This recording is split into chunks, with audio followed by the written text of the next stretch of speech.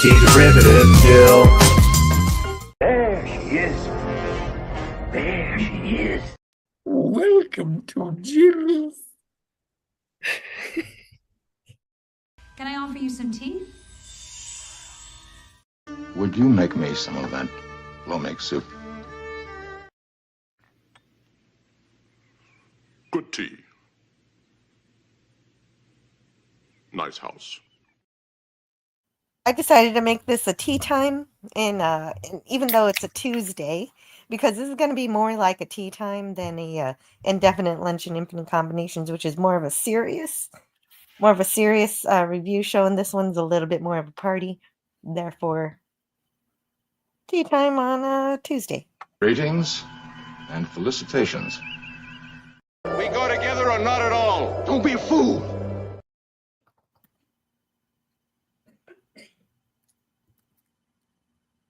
Except, of course, happy birthday. Surely the best of times.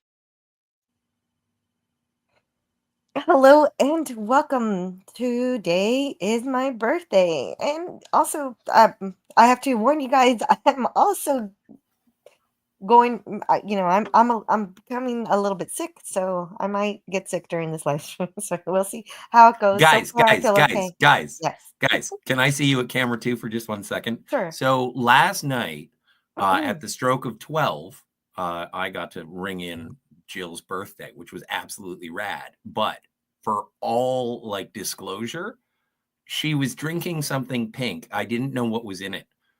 And then she was drinking something that looked like Dr. Pepper, but then there were 4 cherries at the bottom. And I said, oh, you better not eat those cherries, Jill. And she ate the cherries. And now she woke up this morning and she was like, oh, it's going to be a rough show, ladies and gentlemen. And I was like, I told you not to eat the cherries. Anyway, Jill, you were saying. Well, okay, so I think I'm getting the flu. Scotty R37 thinks I just have a hangover. Hopefully he's right. But anyway, it's my birthday, so to celebrate, I'm going to review Stay Tuned from 1992, a movie that I saw when I was a child, and I haven't seen it since. So I just on a whim decided we'll review this. I loved it as a kid, and we'll see if it holds up. Luckily, it did. I don't know how old I was when I watched it, but I was 6 going on 7 in 1992, but I know I didn't see it in the theater. So I looked up my trusty archive, Internet Archives, and Internet Archives has an archive of TV guides, and the earliest listing I can find for Stay Tuned is 1994 on TV. So that must be, I must have been around 8 when I saw this movie for the first time. And I love it for the wacky and dangerous situations that the Nabel family got themselves into when they sold their soul for television. Well, Roy did anyway. Because when something is free, you're paying for it somehow. It's kind of a kind of. It reminds me, I prophetic. just got a new phone. It's kind of prophetic of how Facebook is free, social media. Generally, it's free to use, but it's free because you're the product. And frankly, as an 8-year-old kid, all this stuff kind of went over my head, especially the marriage issues, like the neglect from the husband, the frustration of the wife. All this stuff went over my head. And, I just like seeing the fun channels and seeing them get out of danger. I didn't know this movie was couples counseling. So, we're gonna talk about this movie, but before we get started, I do have to mention something about that's going on in our community. Something about super chats and presents or whatever. It is my birthday, and so I want you to know, I will appreciate super chats and read them as normal. But I also wanted to let you know I have some close YouTube friends who are also hurting. So in the pinned chat, also for my birthday, you can donate. To my friend Tony from Stark of Iron, with his GoFundMe link is still operating. So if you want to donate there, the link is pinned. Oh, I have it. Let me grab it here. Link is pinned right here. And There it is. there's that. And then we also have Mr. Londell from Mr. Londell's Groovy Movies, who's also a close YouTube friend of mine. He things didn't work out for him, and he's lost it all. And if I won't be able to tell, I'll be able to tell when you donate to Tony, but I won't be able to tell when you donate to Mr. Londell. But it's appreciated just as much.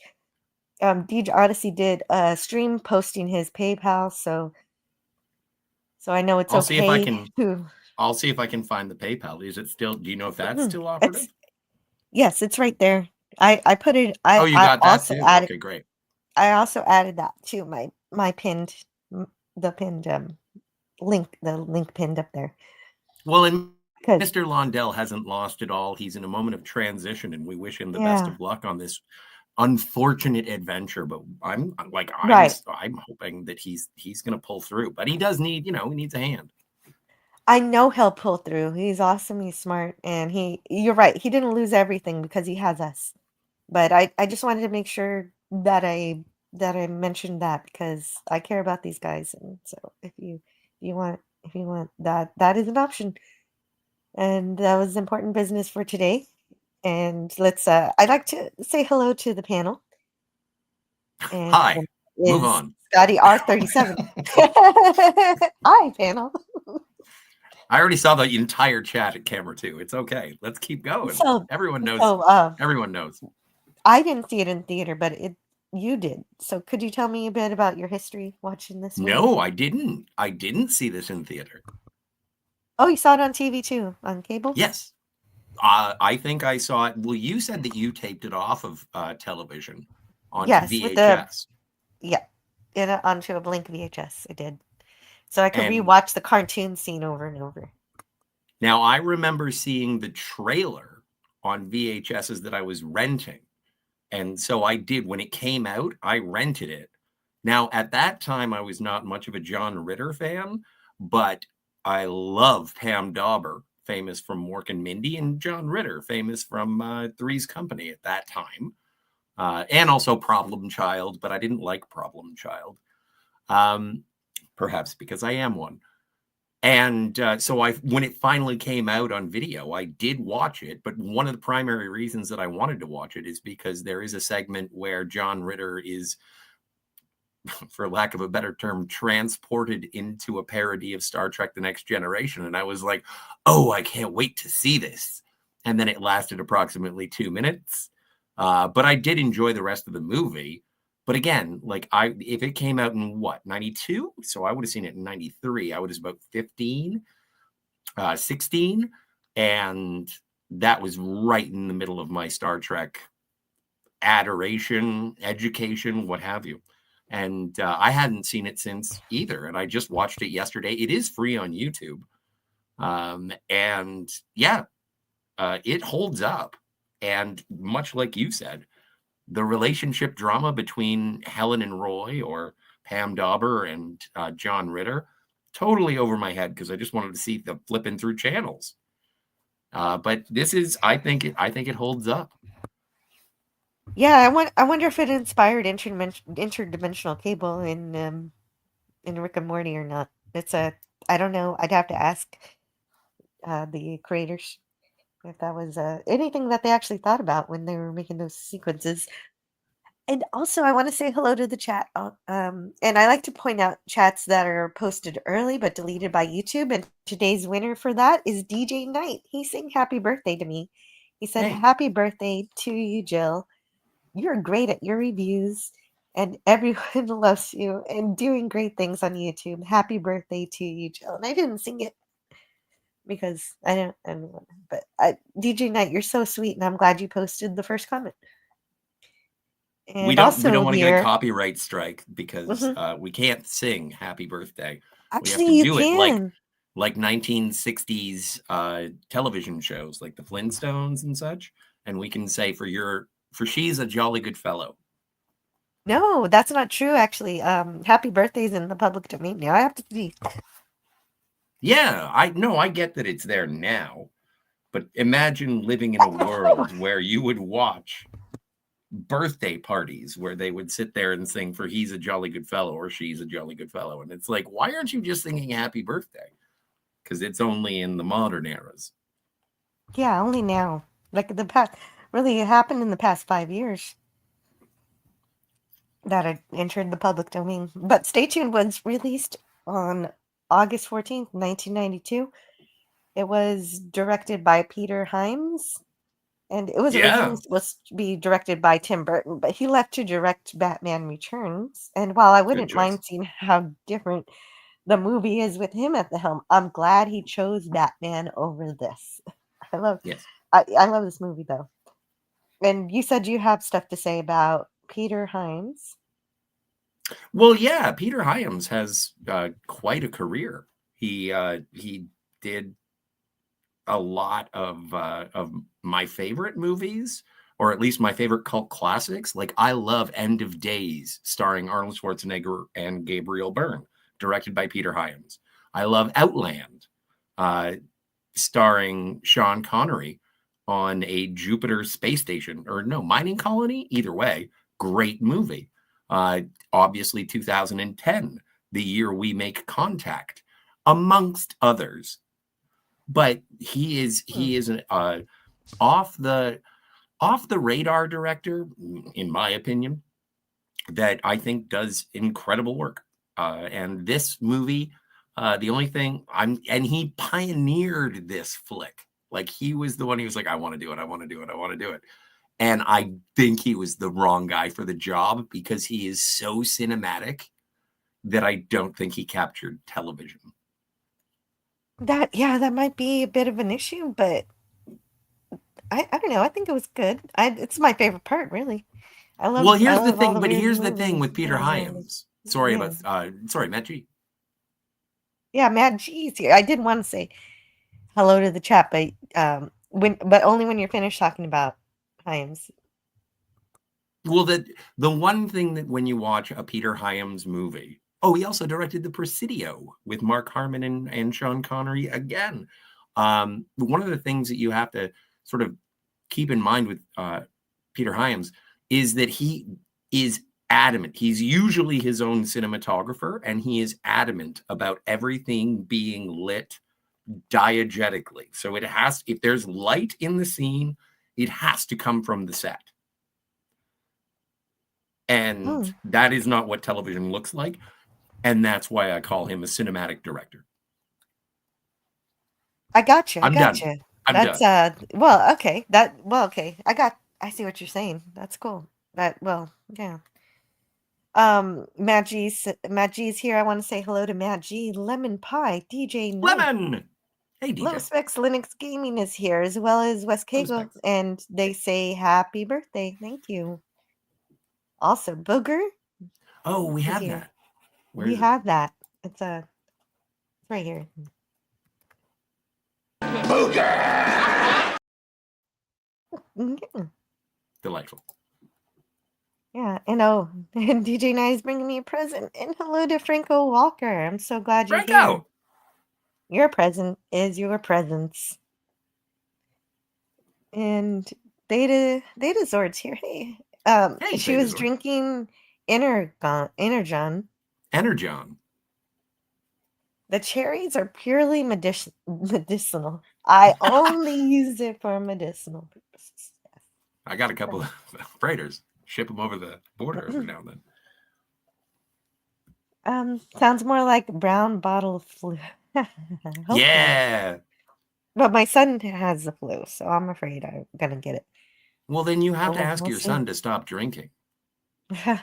He's never had any. I kid. Yeah. Yes, yeah, and that's what I want to hear on my birthday, as I think I'm getting old. Thank you, Booger. Yes. Although now we're going to be starting a countdown to 40.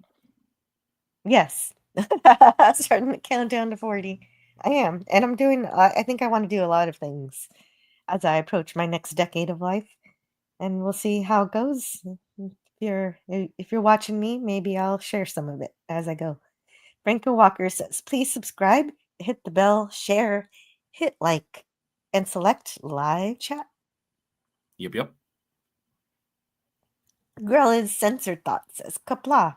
Don't know how long I'll be on here because that lady wouldn't prescribe me any painkillers. Oh no, you're in pain? I'm so sorry, Gorilla. I hope you get Yeah, what you man. need. That's not cool for them to deny you medicine.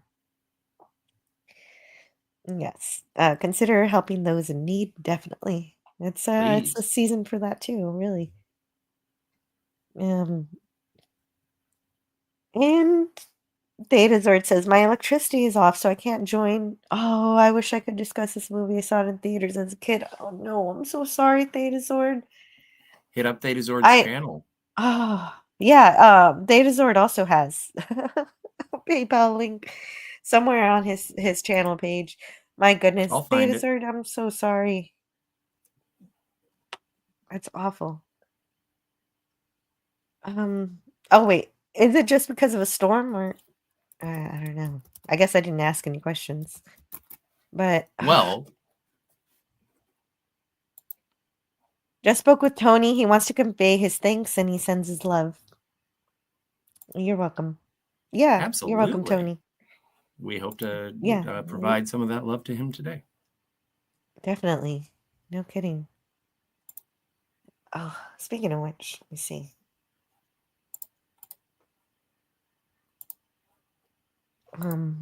Theta Zord. There's your channel in the chat. Yes, there you go. Thank you, Scotty. And if you like, you can highlight it. Oh wait, I'm not. Well, that it's smart there. from it. I got nothing else. Okay. I'm not a good employee. I'm an efficient one. And let me put a star here. There we are. And there it is. There's our Hot channel. Tua. Oh, I'm sorry I said that. Damn it. Oh, no. Meme culture got me. I don't know what you said. I wasn't listening. Oh Yeah, no, good. That's Data good. Zord, That's great. you've been trying to pay the bills, but the money wasn't going to the correct avenue. I'm so sorry. That's terrible. Terrible news. Well, look on the plus side. There's still a U.S. mail service. Canada Post is shut down.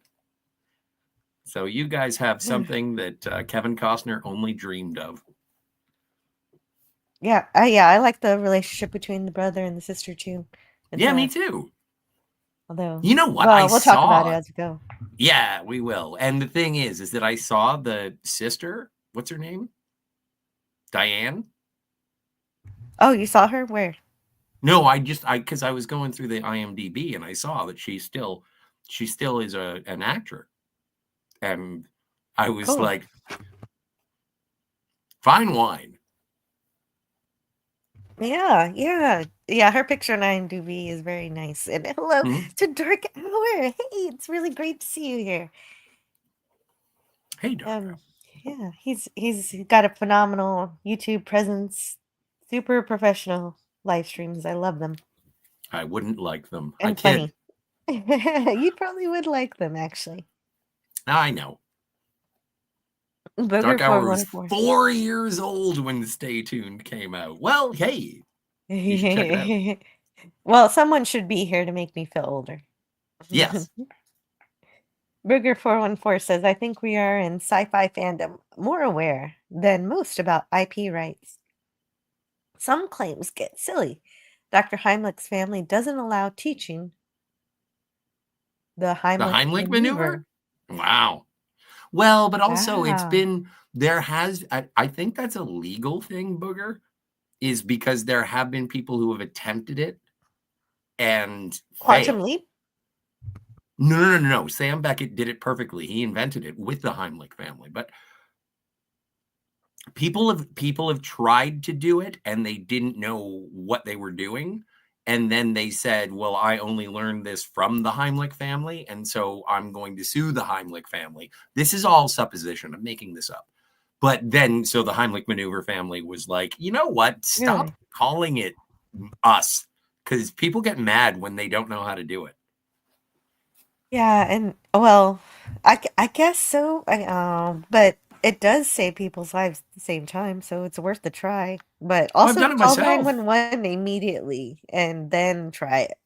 So the first things first, get someone on the way and then attempt the No, but I did it. I've told you the story. I did it once. Yeah. Oh, yeah, you did. Congratulations. Yeah, that is good. Well, it That wasn't. you saved somebody's life. Yeah, you saved someone that day, and that I just thought I he was forgot going to about throw up that. in the kitchen, and then I was just like, I was trying to pull him away and dislodged some chicken.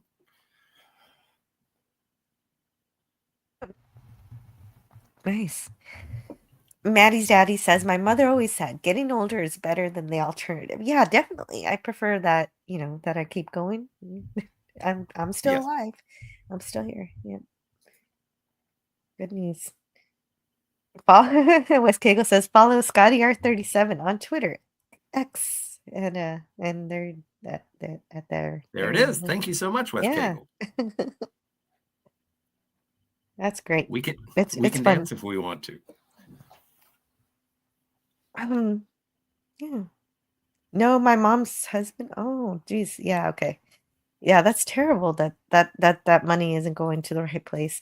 And also Gorilla's having trouble. He's in pain because the dentist took out a tooth with no Novocaine. Oh no. And then he can't even get any painkillers and he can't smoke. See, my here's the God. thing, man. And I want to say this from personal experience. The no smoking is very important. I had a tooth pulled, obviously, if you know me at all. And I smoked.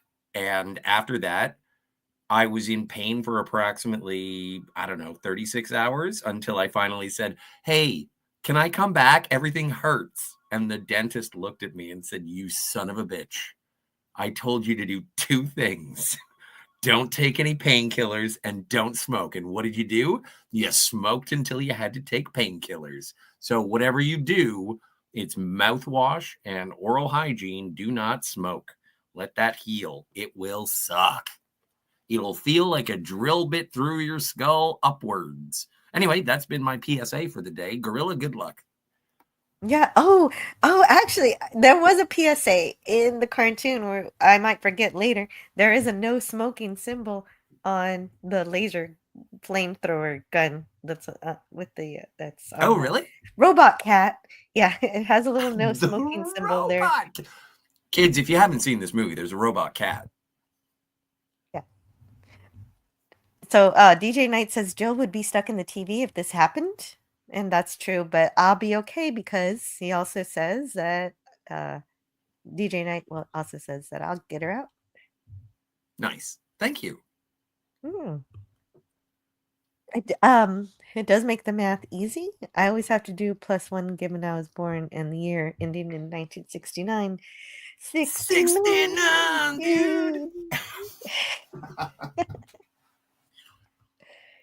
Oh, and we'll get you back on soon, Jill. Oh, thank you, Dark Hour. I know you set those things up, and yeah, I'll be there if you want me there. Well, ready to go. You can still do the maneuver. You just can't call it by name. And The Riker. Greek Letters Larson says happy birthday to you. I feel weird singing my own, Happy singing birthday to you. Happy birthday to you. Happy birthday, dear Jill. Antiderivative Jill. Happy birthday to you. Oh, thank you. Wow. Thank you, Greek Letters, and thank you, Scotty R37. I'm making all this up, says Scotty. Also, Scotty, I'm going to keep telling the story anyway. Yeah, no, Yes. but I'm glad that you said it was Apocrypha, essentially. I appreciate it when you don't have a source and you tell me you don't have a source, but you tell the story anyway. Maybe it happened. Could be true. I am the old wife that tells the tale. You guys are all just children, says Maddie's daddy. Yes. And DJ Knight says Jennifer Aniston. Jill is in Friends. How did she end up in the TV? Oh, that would be nice. Well, I figured that would be more women on TV, says Phoebe. That's funny. Oh no. Well, as long as it's not the Underworld TV, which we're about to. Let me get the slides up. Let's get started on that. Why not? Because we've got to butter some popcorn. More butter. This is the Idlemans. Idlemans or Seidelmans? It's with the S. Yeah, Seidelmans. Hey, Spidey's here. Yeah. Hey, Spidey. Yeah, hello, Spidey. Hey, he Did says happy you- birthday. Sounds like Frosty the Snowman is here. No, I forgot. But you know what? Oh, see, I'll, that's why I think you're hungover, because I asked for that specifically. yeah, I completely forgot. Yeah, but I can get it. Don't do it now. Yes, I am. Everyone else is going to say happy birthday anyway. Why do you need a snowman to say it? Because you asked for it. Yeah, but it's your birthday. You don't have to do anything that you don't want to do if you think that it's. But I and want if to you, do it. It's yeah, actually no, really I will easy. not. I will not stand in the way. Heavens. It's actually really simple to do this. Oh. It's just taking it's Greek just Letters taking a Lewis moment. says, popcorn. We want birthday cake. Cupcakes for all. Oh. Oh no, Sentai Ranger Donnie's losing his Power Rangers off of Netflix. So sorry to hear that. Ah, Oh, by 2033, you've got some time. yeah. Why wouldn't you need a snowman to say happy birthday? Exactly. Because Exactly. it reminds me of the mortality. Because much like snowmen, Mhm. we're all just melting away. Yeah, okay, hold on just a moment. I need to go to my videos. I'm uploading this video just for you right now, live on the internet. Well, it's my present to you, and it's literally the least I could do is interrupt your show to show a clip of Frosty the Snowman. But I would like to point everyone's attention to the air popcorn maker that's in there. That comes from a different era. And I would also like to point out that he does have a microwave in the back of the scene. So is this before microwave popcorn? Why isn't it Jiffy Pop? That's what product placement was happening in this movie where we needed the air fry or the air popper. I find this fascinating now that it's been paused on this. Also, Yeah, is but that his wax wife fruit?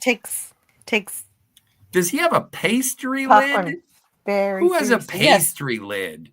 that is waxed fruit. This is the most artificial kitchen.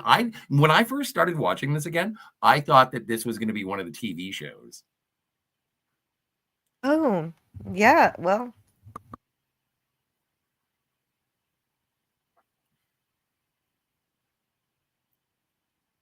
Nope. DJ Play Nice is here. If you're trying to play the happy birthday. Happy birthday! There it is. Absolutely. Yeah, DJ Pants Positively. says wee. And Dark Hour says Canadian Spider-Man loses a lot in the exchange rate, and also that Universal Healthcare keeps patching up his villains. Dark Hour, I like your style. I like that you think that Canadian healthcare is Arkham Asylum. And so I'm just checking to see what's going on in the chat before we get started. There we go. We're done. Here we are. We're done? It was We're that. done. I was gonna Okay, hit here. the washroom before we started.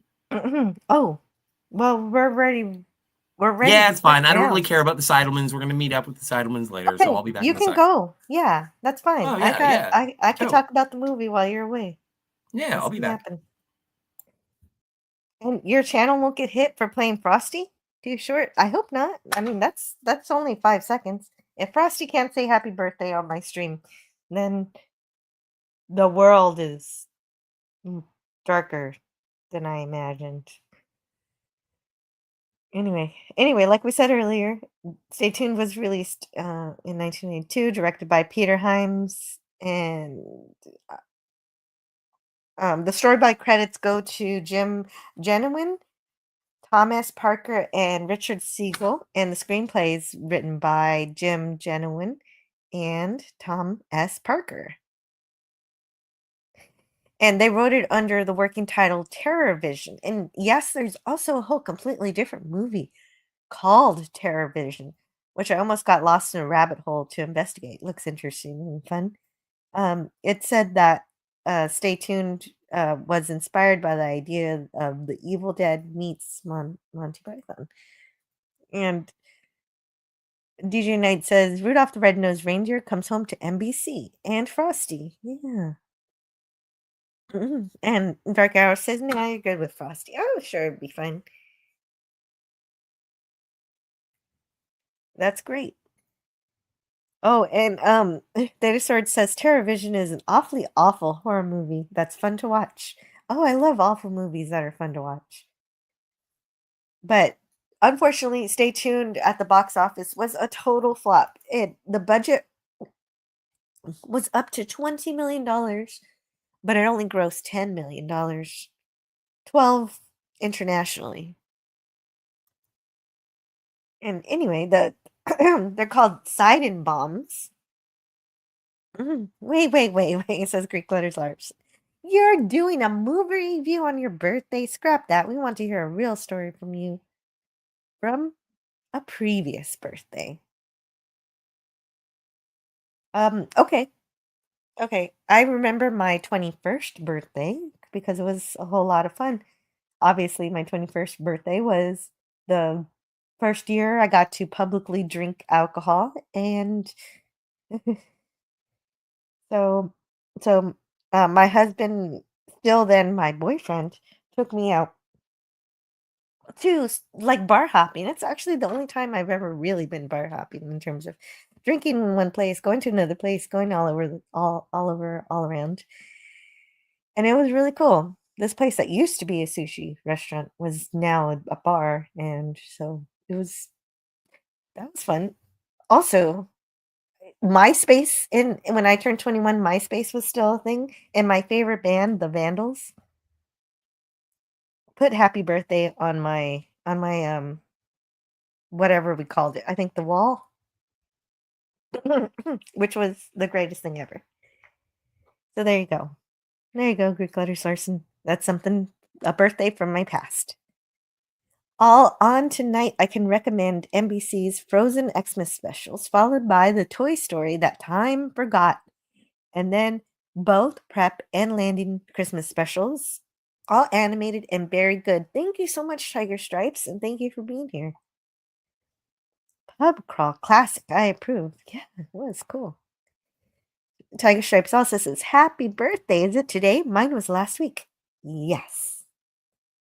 Today is my birthday, and happy belated birthday, Tiger Stripes. Sorry I missed it. So anyway, these are the Siren bombs. They're watching TV, and a salesman interrupts them at the front door. Well, obviously, it's not just any salesman. He's turns out to be a demon. So I'm actually collecting quite a few movies with demons and hell and everything. So because I already reviewed, I reviewed that Kevin Smith movie, Dogma, and I reviewed Prophecy with Tiger Stripes. So I think I'm now collecting these movies on this channel. It's now a subcategory of movies I review. And so the husband's taken by the salesman, and he ends up becoming a customer, and then he's missing. All we see is his wife screaming. That is a good screaming face. And we get the intro credits, which has really cute animation of little TV eating the credits. I think it's adorable. And wait, is Eugene Bird here? I have to say, oh, he says, "Cool story, bro." Yeah, thank you. Also, thank you for the birthday present, Eugene Bird. I got it. It was amazing. And there we go.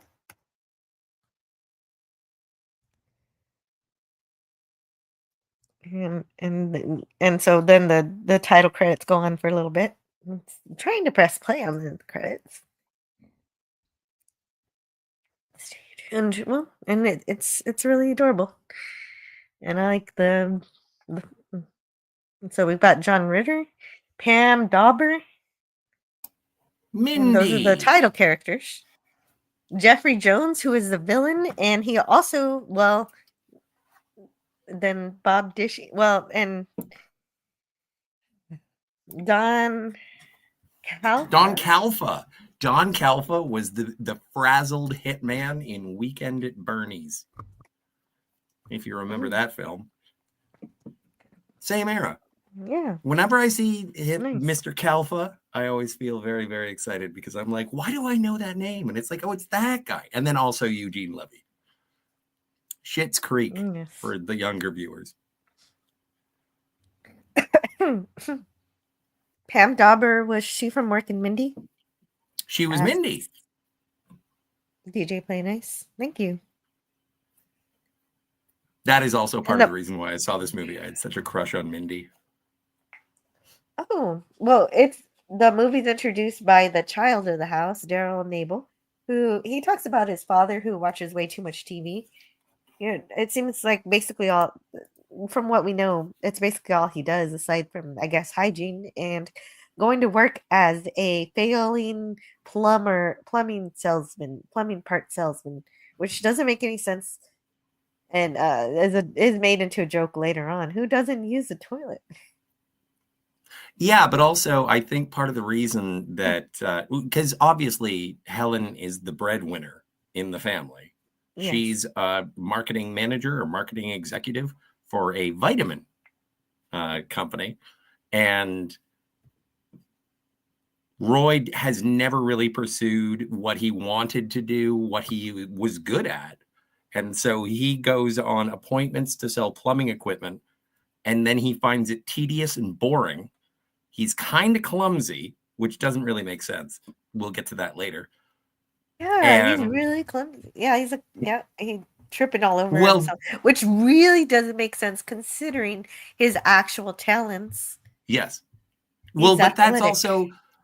also let's not forget that this is a pastiche of the television culture of the early 90s. And part of the reason, like there were so many other people who were considered for the original. I think Dan Aykroyd was supposed to be Roy at one point. They talked about Richard Dreyfuss being Roy at one point.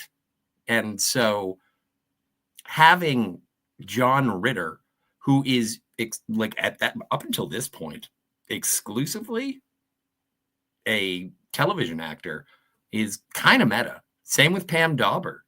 Putting Jack Tripper and Mindy together, like I love the conceit of it, but I didn't get it at the time.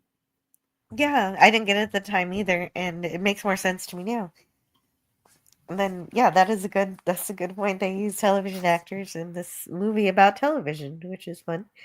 Meanwhile, Daryl the kid is using his audio visual equipment to hijack the television broadcasting signals because he's trying to make money off of his sister's taking videos of his sister kissing her boyfriend, which is really, really, really creepy. We never see the boyfriend in the movie, by the way, but No, we apparently don't. in the video that he's selling, tongue.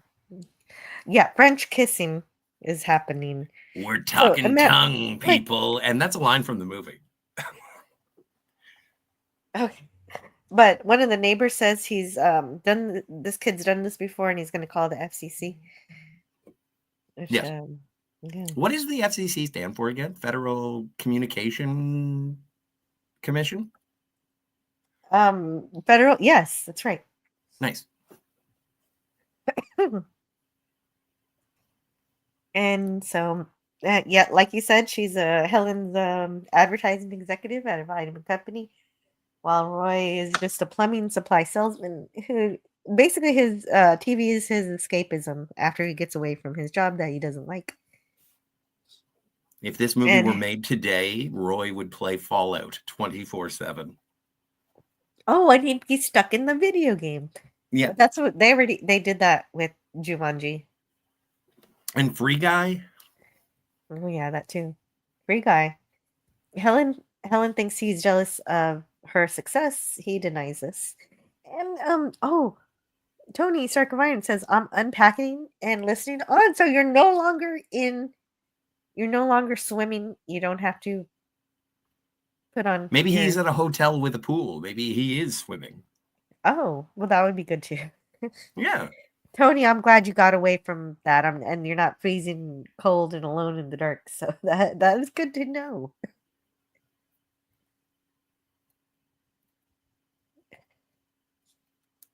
Wes Cagle says Pam- Pam Dauber is married to Mark Harmon.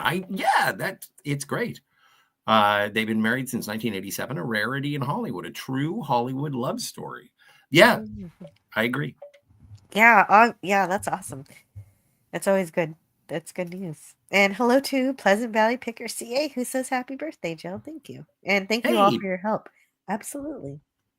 Hey, PvP. Absolutely. And yeah, Stark, of course. But PvP, congratulations. I saw your test. Oh, right, right. I'm glad you're taking your steps into the channels. Good for you, sir. Yeah, and apparently we might be starting back up Lost in Space to finish that for Pop Culture Curator on his channel. So we'll see how that goes. No, indubitably, my dear boy. Oh, and wait, who said that Pam Dauber was low-key? Yeah, low-key hottie? Not low-key, my friend. Not low-key at all. She's like Bailey Quarters from WKRP. Absolute smoke show. Yeah. Yeah, she's very beautiful. And 4 months pregnant during the making of this movie. And this, PvP may Yeah. be interested to know, this was filmed in Vancouver. Oh, I couldn't even tell she was pregnant. That's amazing. Okay. No, they had to do stuff with the costuming and whatnot. But yeah, absolutely. Well, it was well done. She was like 4th season Gates Tony- McFadden from Next Yeah, go ahead. Generation. Oh, right. Then put stuff in front of her belly. Yes. Or Belana Torres from season 5 of Voyager. Or Not a Visitor. Space Nine. The Not a Visitor. Because Yeah, Deep Space Nine. Deep Space Nine was great because they were just like, forget it. We're not hiding her belly. She's actually pregnant with the Brian's kid. Yeah. It's not my fault you decided to dress her in a cat suit. Anyway, Tony says, I have a new place to live with friends and it's costing me the same for this room. Therefore, God moved. Oh, that's great news. It's the same Good. income, same price of rent. Oh, Wicked that's rad. fantastic. Well, PvP says goodbye. PvP says, filmed in Vancouver. I see Yeah. Harbor Center in the background. Nice. I had a feeling there was something Canadian about this production because we do get girl trapped tied on the railway later on in the movie. Well, that was in Tucson, I think. Oh. It's a very strange production. There are thanks all over the place for like Toronto, Vancouver, Tucson, and Los Angeles. And I was like, that's a lot of locations. That's a lot of stuff going on. Yeah, I'm glad you're safe, Tony. But yes, also he misses his babies, but they are safe and sing for many others. And I'm so glad that they found homes and that they're safe, that they didn't have to go to a shelter. And yeah, because that would not be good. So good job getting them homes. I know. I'm sorry you have to be without them. Yes. Yeah. And going quiet, much work. Yes, and hopefully you can get a lot of stuff done. Tony had to leave his kids. Damn. Yeah, his kitties, his cats. And bye PvP. I hope you have a great day. Yeah. And Roy, okay, so yeah, like you said, Roy doesn't have a whole lot of luck with this business, and he drops his suitcase, which gets run over, and then he gets chased by the neighborhood dog just trying to go home. And then he memorizes lines the way you do, and a Yeah. lot of my friends do here on YouTube, which I absolutely can't do. And it's fun that he's watching this now because later on, um, this is apparently the Maltese Falcon, and so later on, he does end up in another black and white detective movie. Yes. Which I like, and again, in terms of flipping channels in 1992, depending on the time of day and seeing a black and white movie and just you've seen it so many times and it's just great. I love it. Singing along. Exactly, and that's what he's doing. I won't play this app for you. And then, okay, so this is how bad Roy and Helen's marriage is. It's so rocky that the kids plan a night out with their friends to give their parents a chance to be together and reconnect. And Helen tries to say they should go on vacation, specifically to the mountains. And so they should have no phones, no kids, no TV. No motor car. Yes.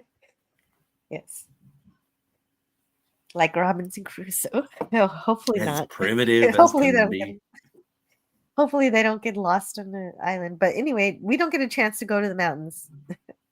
Roy uses TV as an escapism, but definitely you can escape too much and lose all connection with your family, which he has basically done. And oh no. Helen is trying to have a Yeah. serious discussion about this, but he just keeps watching TV. See, but this is the thing, and this is what I like about Helen. Not a single luxury. Is when Helen is like, I would like to have a conversation about our relationship. Our children just went through this thing where they were like, if you guys went and made with the coitus, perhaps things would be better. Which I find an odd thing for children to say. But Yeah.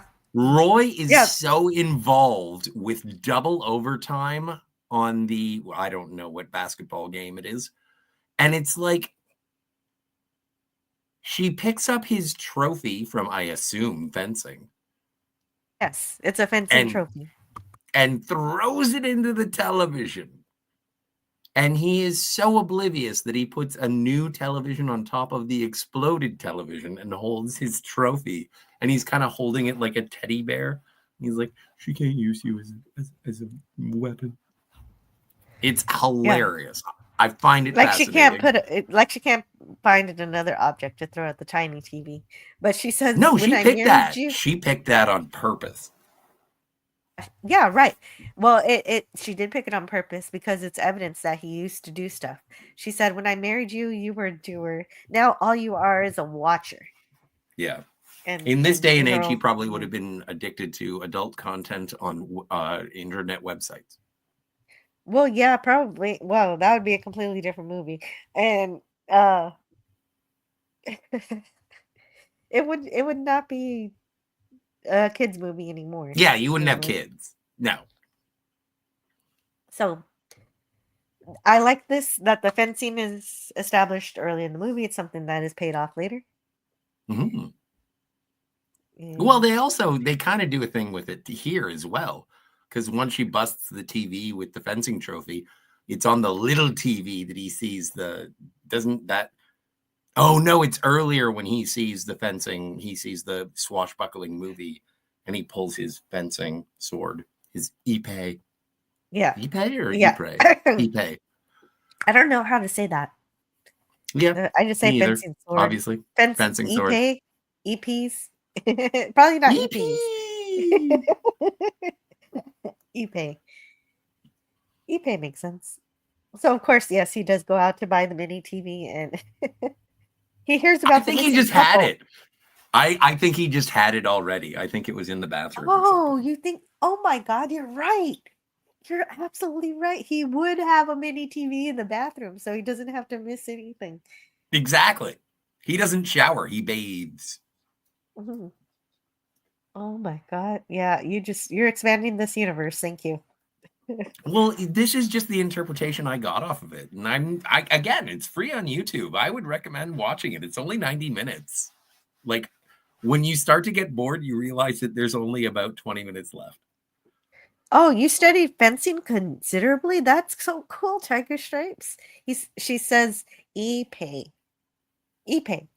Epe. Epe. Epe. Epe. Epe. Epe. Epe.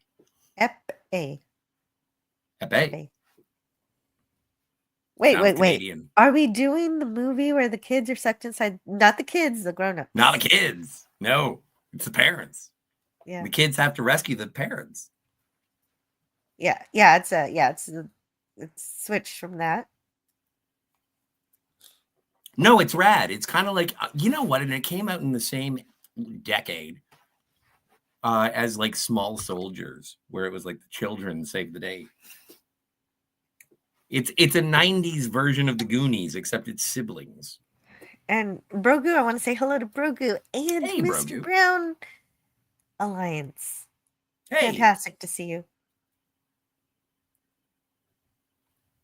So it's a thriller. It's more like a dark comedy. Jill has Yes. a birthday. Who knew? Yeah. hey, Sure. Fakak. Yeah, I refuse to believe that she grew older either. And ladies and gentlemen, boys and girls, kids of all ages, welcome to the Jeffrey Jones portion of the conversation. This is Jeffrey Jones. He will be our He Stephen plays- Collins today. But he Stephen plays Spike Collins- in the movie. The He demon. does, which the thing is that he works for Satan, which is typecasting, I suppose, before it was typecasting. Not the first time. Oh, actually, I think this is the first time he played Satan's servant. The second time that I can recall is in The Devil's Advocate with Al Pacino and Keanu Reeves, where he played a law partner under Satan's law firm. He also was the bad guy in what's the movie? Oh, Howard the Duck. But he was taken over by aliens. He was also the principal who was chasing children in Ferris Bueller's Day Off. Yes. And you would That's how I have know most him. recently seen him in the Tim Burton film Beetlejuice, although it was just his image. However, it was odd to platform Also this Claymation. particular Stephen Collins. Yeah. He appears in claymation form. So Oh, that and they also don't have to in and- 3D ghost effects. It's really, Yes. So, gone, but not forgotten from the entertainment industry, I would like to point out. Yeah. Moving on. Wasn't Jeffrey Jones evil before Steve Collins? No, Stephen Collins. I don't know. It depends. I don't know I was never a victim, so I don't know. Well, anyway, he's collecting souls. He's a demon. He wants people's souls, and so the way he's getting them is by giving people free television, free satellite TV. And he's like, it's totally free. You just have to sign this contract. And I'm sure this contract says something like, oh yeah, and by the way, I own your soul now. You're giving it up by taking this free TV. But nobody ever reads the fine print or the contracts. They're just like, Why free would TV. you? With 666 channels? That's not suspicious. Yeah, but later on, he does say specifically he says 666 channels, Spike does. And then Roy says, come on, Helen, it's over 600 channels. He didn't hear the 666. He heard 600. Oh, he just heard 600. Yeah, Oh and then my he goodness. forgot about the devil. And I always thought this TV was really impressive, like when I was a kid, and now I'm just like, what? 44 inches? It's tiny. Well, but also, like, it's one of those wood framed It's not tiny, televisions that but I think it's cool. it's not tiny. Well, 44 inches, not It's- tiny for a television, No, it's but I'm not. just saying It's not tiny. it's in an no. entertainment unit. Like Yeah. nowadays, you would need a forklift to put that in your living room. Yeah, it's whole furniture. You can store stuff in there and everything. It's just It's where you put your VHSs, your tape Mm. decks. your Super Nintendo cartridges. Super Nintendo? You're getting ahead of yourself, old lady. Anyway, Spike sets up the satellite to pick up all these new channels, and he leaves down into the pit of hell where he belongs. Yes. Oddly enough, it's a boardroom. Yeah, a Hollywood style boardroom. Yeah. Or yeah, but it's it's a TV executive room. I guess TV is still Hollywood, so it's not like I'm. Hey, look, it's Pam. I mean Helen.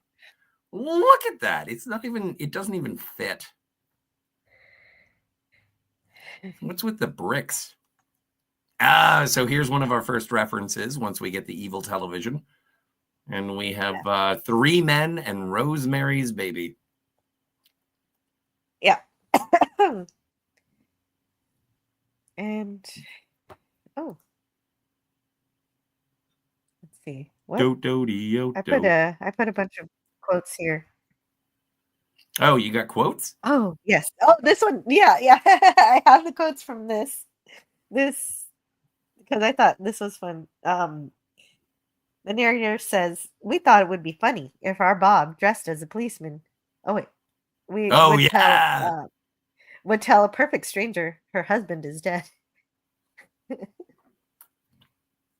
Anyway, it's What's the name of the show again? well, let's read it here. Okay. Why not? It's my birthday. I want to do it. Yeah, no, I think this is great. I'll be Cecily. Or Cicely? Cecily. Cecily? All right, tell me when to go, and I'm happy to play this game. Okay, and you be Bob. I'll be Bob. Uncle Bob? Uncle Bob. While you're copying and pasting, I did want to say tomorrow night on Cinema Gulp, we're going to be talking about cinematic universes. And so I'm really looking forward to that. That's fun. Yeah. That's a good topic. I like that idea. Oh, wait. No, okay. And then next week, I'll be on Cinema Gulp for the holiday party. Oh, that makes sense. That's going to be a fun party. Play the narrator too, okay? Okay. Do I have to use a different voice? Yes. All right. Well, Bob is a cop. Let me get into character and say action. Almost done. Okay. One more. All right. Okay, now you can start. Well, but you're supposed to say action. Action. Mrs. Cecily Barth? Yes. Your husband's name was Stephen Barth? Was? What do you mean was? Did your husband drive a 1978 Chevrolet Impala? What are you saying?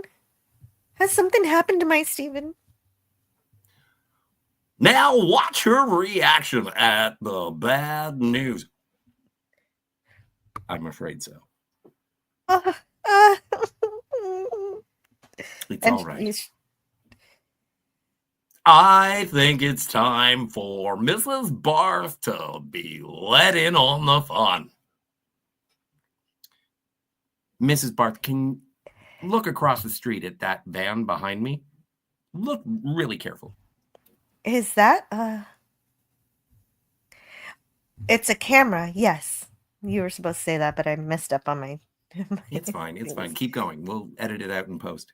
Then you mean? Yes, Mrs. Barth.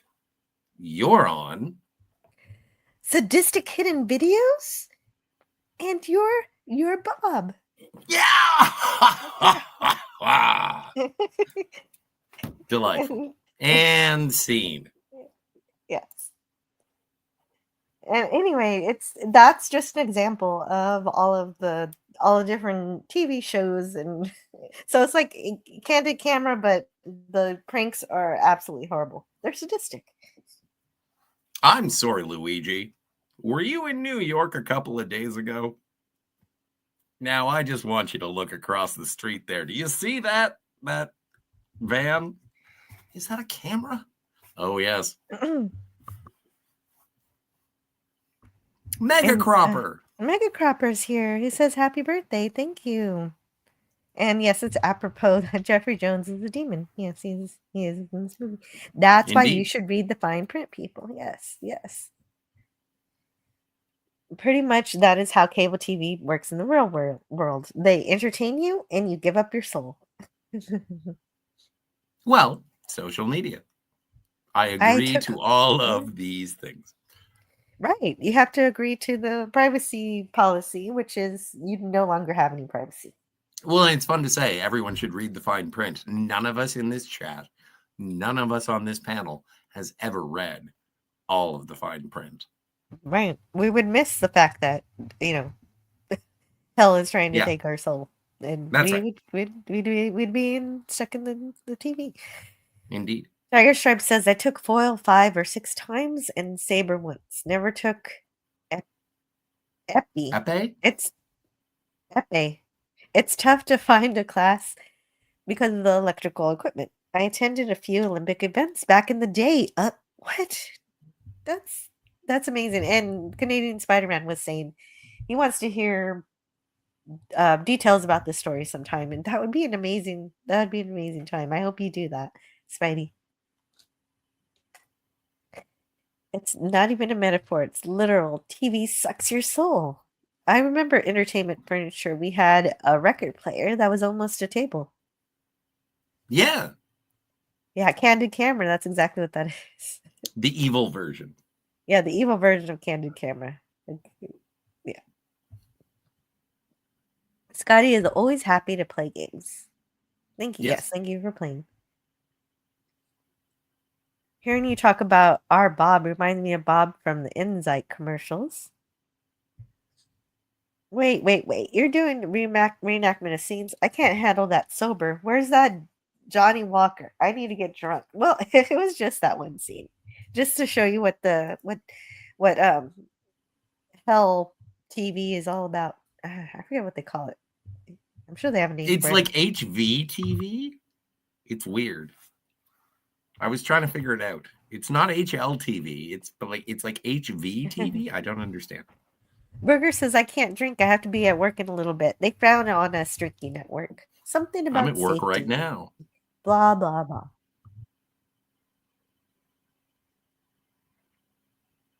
Yeah. Anyway.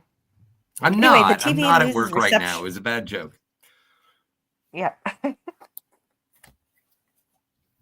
And Roy doesn't even realize Helen is leaving because he's so busy with the TV. But then the TV loses reception, and he goes out to adjust the dish, and it starts to activate.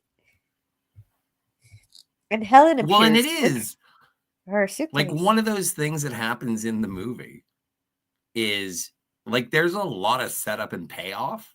Like you do have to follow this plot. It's not as dumb as it seems. It is pretty dumb, but it's not as dumb as it seems because even Spike, the demon, he's like, if anything goes wrong, you just have to go out to the backyard and adjust the movement of the dish, and reception will work better. And there's a moment where Roy says, nope, got to go adjust the dish. And that's how they trap him. But it's also because Helen comes home, sees this giant F-off Death Star dish, and says, what did you do? And it's like, it was a free trial. Yeah, that's his excuse. And she decides it's a reason. It's not an excuse, Jill. If a man gives me a giant satellite dish and a free TV, and he says 30 days until you have to pay it off, I'm taking it. So you'd take it. You'd get sucked in too, to the satellite also. Yes. Because, well, it was really only supposed to collect Roy, but Helen was there too because she was, she's announcing her departure. Oh, I'm leaving you, and she's just her suitcase, and she also gets sucked in there too. And so the fun in this movie begins pretty quickly. It does sort And of like we establish the discomfort of the relationship and we establish the concern of the children. this We is get that absolutely Roy right. is sorry. Yeah. Go ahead. I was going to say, and then we get Roy is completely distracted and oblivious to everything. And then hmm we get early 90s CGI. It's beautiful. Yeah. the all the cables and everything. And I said this earlier, Greek letters. I said it if something is free, then you are the product. Absolutely. True. And that's why I have undue comfort in incognito tabs. Yeah, no, Gavin! yeah, it's not as incognito as you think, probably. Gavin Blackburn says, it Whatever. was the best of times and the worst of times. Happy birthday, Jill. Thank you. Thank you. Thank you. Gavin, I am only going to surmise that Jill is the best of times and I am the worst. No. It's jokes. It's fun for me. Okay. I want to play this then. Except, of course, happy birthday. Surely the best of times. Yeah, but see the cringe on Kirk's face? He's like, fuck off. I don't want to deal with this. My emotion. Happy birthday! My emotionless friend is trying to reach out for me on my 50th birthday. By the way, Jill, happy 50th. Wait a second. Not you're 10 years, 11 years off. So you're God, like am I that close? 61? Holy crap. You go in the wrong direction. I don't know. Anyway, they enter the game show. You can't win. And Don Pardo who was actually a game show announcer for Price is Right and Jeopardy, Wheel of Fortune. Saturday Night Live. And thank you so much, Sentai Ranger Donnie. And you quickly see what they mean by you can't win, because they ask very personal questions regarding Roy and Helen's marriage. Why Roy missed their latest anniversary. He said it was because he got away with saying that it was car trouble, but Helen finds out here that he was really at a bar watching the World Series. Oh, and this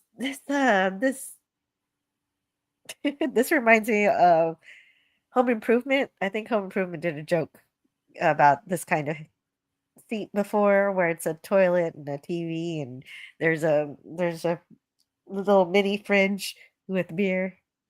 Yeah, but that doesn't really make a whole lot of sense, because that means that you're No. pooping right next to the fridge.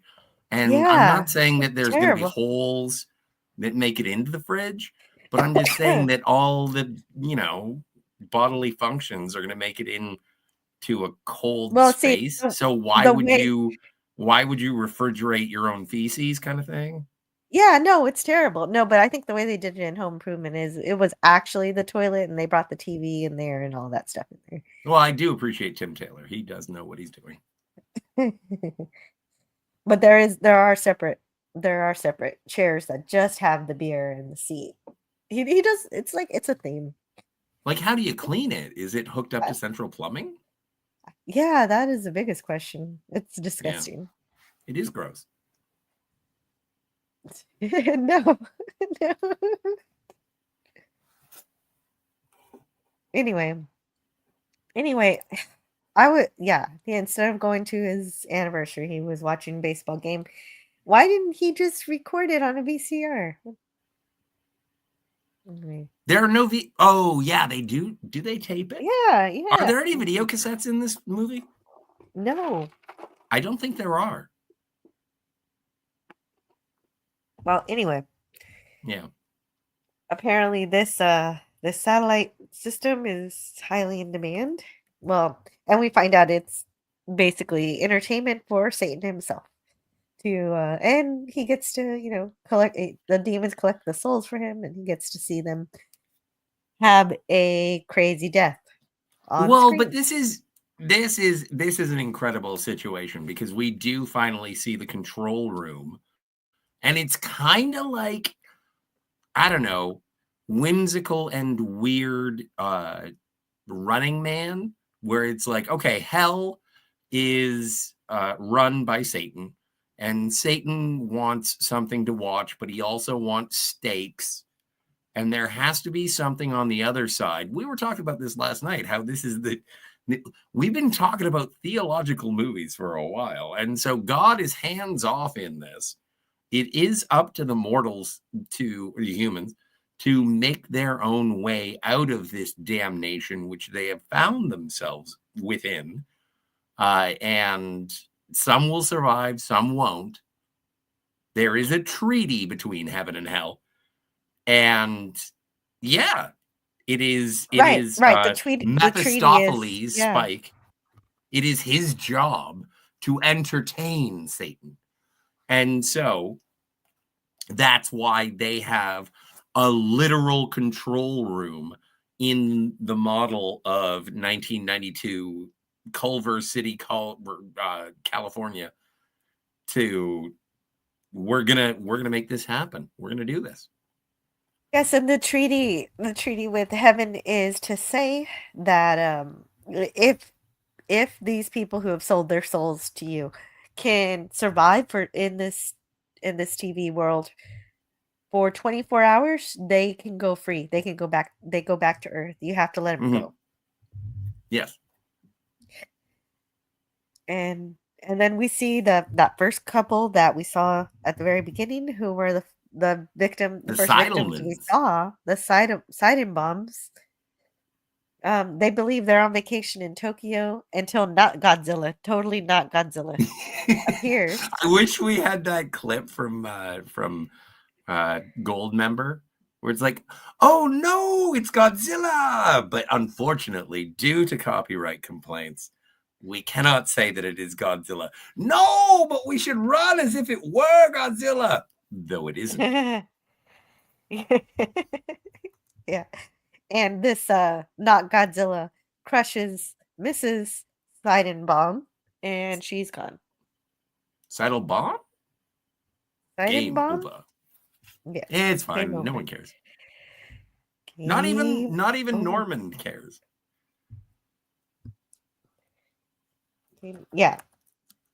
No, yeah. Mr. Seidenbaum doesn't care. Game over, man. It's game over.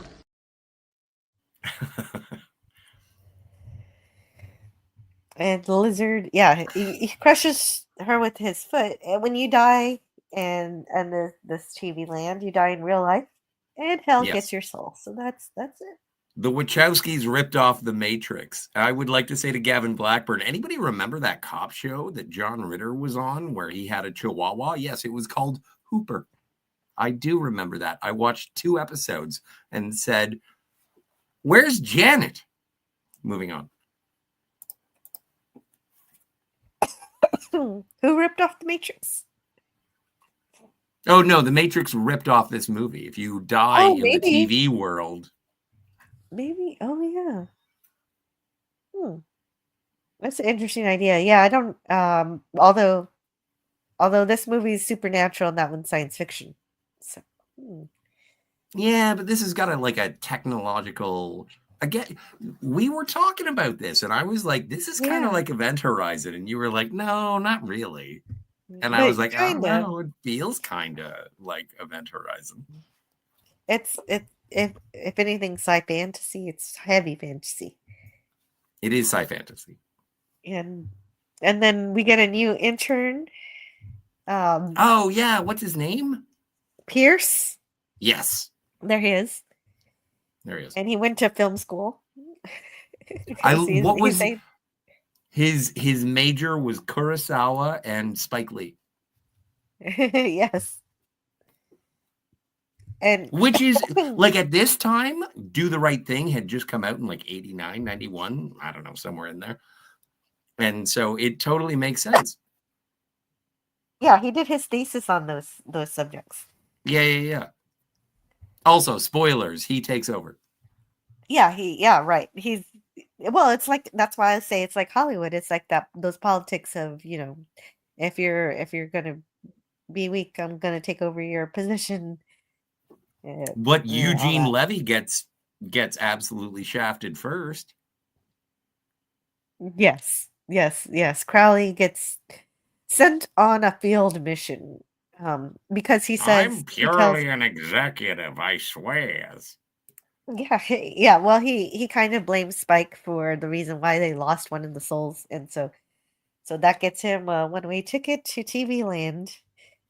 And and anyway, basically this intern is told all about what this Hell TV is for, how it collects souls and all that, and we've already explained all that, so we can move on.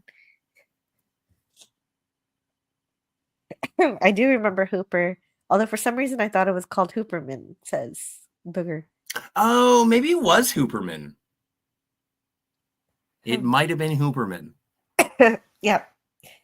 Actually, I'm pretty Oh. sure it was Hooperman. Yes, I stand corrected. Thank you so much. I'm an idiot who's remembering things in fractions. And I remember in fractions. So, Well, anyway, Helen and Roy have their ticking clock. They've got 24 hours, except they want that clock to tick because if they survive 24 hours, they can actually go back to Earth. But if they were killed, then they go to hell. So now we already know Roy's been neglecting his family by mostly watching TV, and so I haven't seen him do anything else. So when the game show host asks who's been seeing a former lover, I thought somebody had cheated. But I love this The- moment. I yeah. really love this moment. Because this movie tries to make you think that Helen cheated, but she didn't. Luckily, she knew she wasn't, and she knew that Roy was watching too much TV to have any time for all that. So the question was basically a joke on them that they've fallen out of love. So the question Yeah. is, the former lovers we've been seeing are each other. Yes. And it's not like they've been doing it. It's just we were former lovers and we see each other every day. We're no longer making and love. they talk like throughout this movie, they talk about the tedium of the real world and through the extravagance of hellscape television, they realize that the tedium is comforting. Like, build a fort, build a family, live your life with people who love you. You don't have to escape into fantasy all the time. Maybe you should just see the 3D not all the people that time. are in front of you. Definitely, that is a big message of this movie for sure. But yeah, that's a good point. And they point that out. That's what the demons say. They say, "Well, we're taking you away from your nothing existence, and we've given you adventure." And Yeah. it almost seems like the demons are saying that that we're giving you a way out. And So all that this things stuff, will be all this more kind of stuff. exciting. Yeah, you're gonna And the die, first but you're half- gonna enjoy it, I guess. And we're gonna get to the end of the movie when we get to the end of the movie. But like the first half of this movie is like, I have no idea what's going on. I haven't the slightest idea what we're doing. And slowly breadcrumbs to their escape and redemption are presented. But when we get to the Yes. end of the movie, I do think it just doesn't stick the landing, but I love the No. journey. Me too. But all of this kind of stuff went over my head as a kid. So, and so rewatching it, I just realized, oh, this whole thing, this is couples therapy. So there Yeah. we are. Crowley gets sent on his field mission, so he's going in.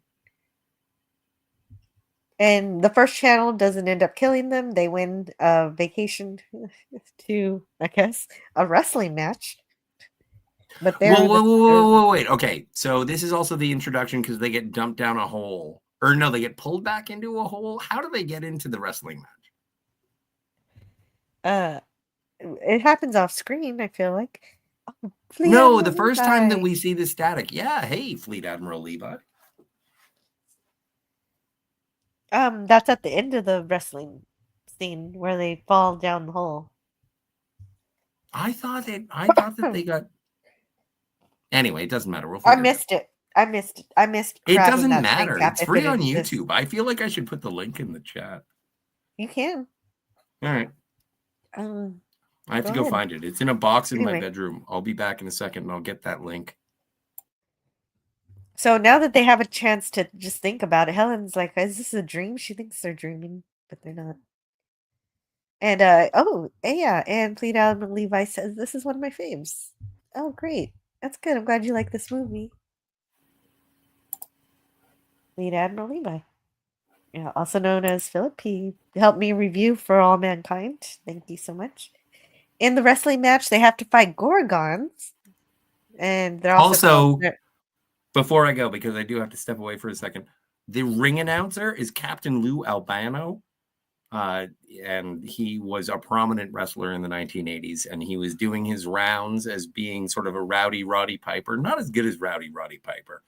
Like Captain Lou had been in Girls Just Want to Have Fun with Cyndi Lauper, and Captain Lou, all loved Captain Lou. I don't know what he did in his personal life, but he was one hell of an entertainer. And I just wanted to say he was the ring announcer in this particular scene. Now, Jill, if you could describe a wrestling match for us, I'll be back in a sec. Well, like I said, yeah, thank you for that, Scotty. In the wrestling match, they have to fight these Gorgons, and they're called the Ogre and Ogress. And well, I guess I will. And Fleet Admiral Levi has the DVD for this somewhere. And so they tried to say, "Hey, we're not supposed to be here. We're not supposed to be in a wrestling match." And the referee says, "Maim, murder each other. I don't care." So basically, yes, this is murder is allowed here. And Roy thinks that wrestling is fake because he watches it all the time on TV. So, but then he finds out that the pain is real. The exhilarating end of a tedious life. That's exactly what we were mentioning earlier. And then Helen calls the ogress a bitch, and then she backs off and says, "Oh, you're probably not a bitch." And but then there's a tropey kind of thing where her hair, the ogress rips out Helen's hair, and that incenses her to knock them both out with the microphone stand. And like she's totally helpless, and then suddenly her hair gets ripped out. Not my hair. It's just. And he was the MTV wrestler, says Booger414. Cindy was married to a musician who made an album with WWE stars. And NRBQ wrote a song about Captain Lou. And so that's how they win this particular wrestling match. And the executives realize that this isn't going to be so easy to take these to their souls. And so they end up falling into the static, which sends them to another channel. And meanwhile, Daryl, their male child, gets home and sees the satellite TV and actually activates. He's investigating it, and he ends up losing his hat and his bike to the TV. But anyway, the kids are watching. First of all, he watches the TV, and this sound system in this commercial, it literally blows your head away. The Max Hell sound system. And he actually accidentally he turns the channel to the one his parents are now on, called Northern Overexposure. But he doesn't see his parents, so he turns off the TV thinking these channels are too bizarre. And meanwhile, Roy and Helen are in Northern Overexposure, and they find Crowley, who's the demon that was sent into or undead or whatever he is, sent into the the TV, and he ends up on the same channel as Roy and Helen, and he's digging a hole to find a conduit that will lead them out. So he's looking for more of that static. So if you find the static, you can jump into the next channel or a different channel. And he finds one, but then a pack of wolves finds them. And so then they all run to the shed. Roy doesn't nearly doesn't make it, and Helen's able to drag him into the shed. But he loses his boot. And before we see what happens next, we cut to the kids who find out their mother's going away note, and they think that both of their parents went away on vacation or went away. But it's technically true that they went away, and Diane is so excited because she has a house to herself, so she can invite all her little friends, and tells Daryl to go away. And he does. And this is the part where the satellite tries to drag in Daryl, but it only gets his hat and his bike. And he manages to hold on to the house. Of course, his sister doesn't see this, so we have to go through that other big major trope of, oh, this terrible thing is happening, but nobody believes me because they can't see the evidence of it. I always wondered why you ended up in the TV. Says Kimberly Ann Hart. Yeah. The son kind of looks like Messy Marvin. It says Wes Cagle. And I love all the evil shows and their names. Yes, me too. They're all fantastic. This movie is definitely worth the watch. And I'm so glad it held up for my childhood. It could have been one of those things where it was good when I was a kid and it just didn't age well, but it aged amazing. Anyway, back at Northern Exposure, Crowley is explaining some things to Roy and Helen. That Spike is really Mephistopheles, Mephistopheles, the demon. And we also learned that they need to survive another 15 hours to get back to Earth on their own. You may take our freedom, but you'll never take our souls, says Frank Walker. You may take some of our fruitcake. Yeah. I hear there are actually people who like fruitcake, which is news to me. So Diane invites all these girls to the house to have a party. Let's hang out since they can, because no one's home. The parents are not home.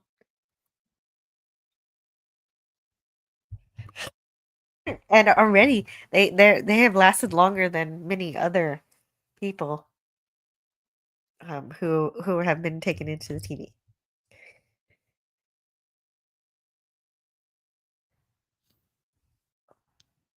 And so since Crowley's already dead, the frostbite is more brutal than normal. So this is a good reminder that they need to find another channel. Well, first things first, stay warm. Yes. Right. Well, if you have the opportunity for localized heating, I would definitely recommend. The best way to stay warm is to change the channel. Is to what? What's this? Huh? Oh, I was just checking the chat. I won't describe all the commercials and stuff in this movie and give you something to see when you actually watch this. But do you remember the show 30-something? No, I never. So 30-something was a television show in the early 1990s, and it was about, go figure, people who were in their 30s. And it was about them sort of navigating adulthood and raising children and what interpersonal. It was a soap opera. It was basically it was an adult, and I don't want to say adult. Not mature. It was the Beverly Hills 90210 for older people. Not as okay, I good see what you're looking. saying. Not as good looking. Still good looking, but not as good looking. And they were all like, but we're not in our 20s anymore, man. We're 30 somethings. And so it was a play on 30 something to life. And they made it very, very dark, as this movie does. Also, I do enjoy the silencing of the lamb. Me too, but you have to buy the silencing of the pets separately. Yes. So that, yeah, of course, they get those masks like Hannibal Lecter wears. So just shut the fuck up. Booger, you're absolutely correct. I like a crossbreed of a sitcom and a soap opera. Absolutely. Yes. Now, this is interesting. This is Meet the Mansons. Is that what the show is called? Meet the Mansons? Oh, I don't remember. Let me see. Silencer of the Pet. Meet the Mansons. And it is a very dark play on Leave It to Beaver. But the following slide does say what's the actor's name? His last name is Spota. Tommy Spota as Chuck. And this is one of those weird director signatures, is that any movie that you watch that is directed by Peter Hyams, there is always a reference to Spota. And for some reason, I want to say, and I have no facts to back this up, this is just the way I'm misremembering things. It's like his mother-in-law's maiden name or something. Anyway, Spota shows up in every Peter Hyams movie. Oh, I didn't know that. Well, thank you. There's got to be something to that. I don't have the time to look it up right now. I'm busy. No. I know. Well, I don't know. Well, that's why I'm leaving that mystery dangling out there into the ether. Yeah, there you go. So it's a hanging So chad. Daryl sees his bike being ridden by the kid on the TV show, and he realized he tries to warn his sister because of course he saw the bike getting sucked into the satellite as he almost did. So then he shows her their mom's watch as evidence, since it somehow stopped at 10:30 when they got transferred to the underworld. So I'm not exactly sure what that means, but he saw stuff being sucked into the TV. So he warns her also, don't go in the backyard. So what does she do later? She goes to the backyard. Yeah, but with a bunch of cheerleaders. So, yes. Oh, the women are trying things on in the closet, says Kimberly and her. Oh, you mean the little girls? This is madness. This is Sparta.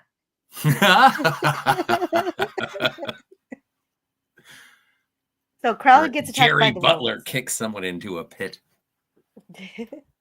And tells Roy to save Helen, which is good because she saved Roy at the wrestling fight, and so now Roy's going to save her. So back in Northern Overexposure, Roy comes up with the idea to push the shed, and they find the conduit to jump into. Did you already talk about Northern Exposure? No, I didn't talk anything about Northern Exposure. So Northern Exposure was also an early 90s, late 80s, early 90s television show, and it was about a California plastic surgeon who moves up to Sicily, Alaska. Sicily, Alaska? Maybe someone can fix me on the name of the town. And he goes there and literally complains about everything and freezes to death. That is the accurate description of the television show Northern Exposure. But it was a good show. I loved Northern Exposure for the first 2 seasons.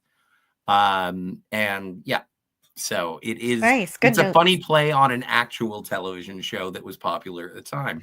There are some movies that when they're released, they are timeless This is a movie that is of its time, but I think it rewards you for doing the research. Fleet Admiral Levi says, I thought it was about an astronaut or something. No, there was an astronaut. There was an astronaut. I think he's the mayor of the town, I think. But I love that guy. I forget the actor's name, but I do love that guy. And so Roy gets an axe and tells his Helen to get through the conduit while he deals with the wolves. And he digs the axe while fending them off, and he makes it through. And we get my favorite scene in the movie. And hello, Retro Nerd Girl. Just Hey! here for a second. Hey, Jill, Scotty, and friends in chat. Happy birthday, Antiderivative Jill. Thank you. Retro Nerd Girl. It makes my day to see you here. Yeah. Kimberly Ann Hart says, hey, what gets sucked into the dish? People. And yes, that's people thing. It wants to get people, but sometimes it gets things by accident. Bicycles. Yes, and Swords. definitely check out Retro Nerd Girl's channel. She's got incredible stuff. She's been doing more short, edited content, which is great news. What did she review recently? There was something I liked.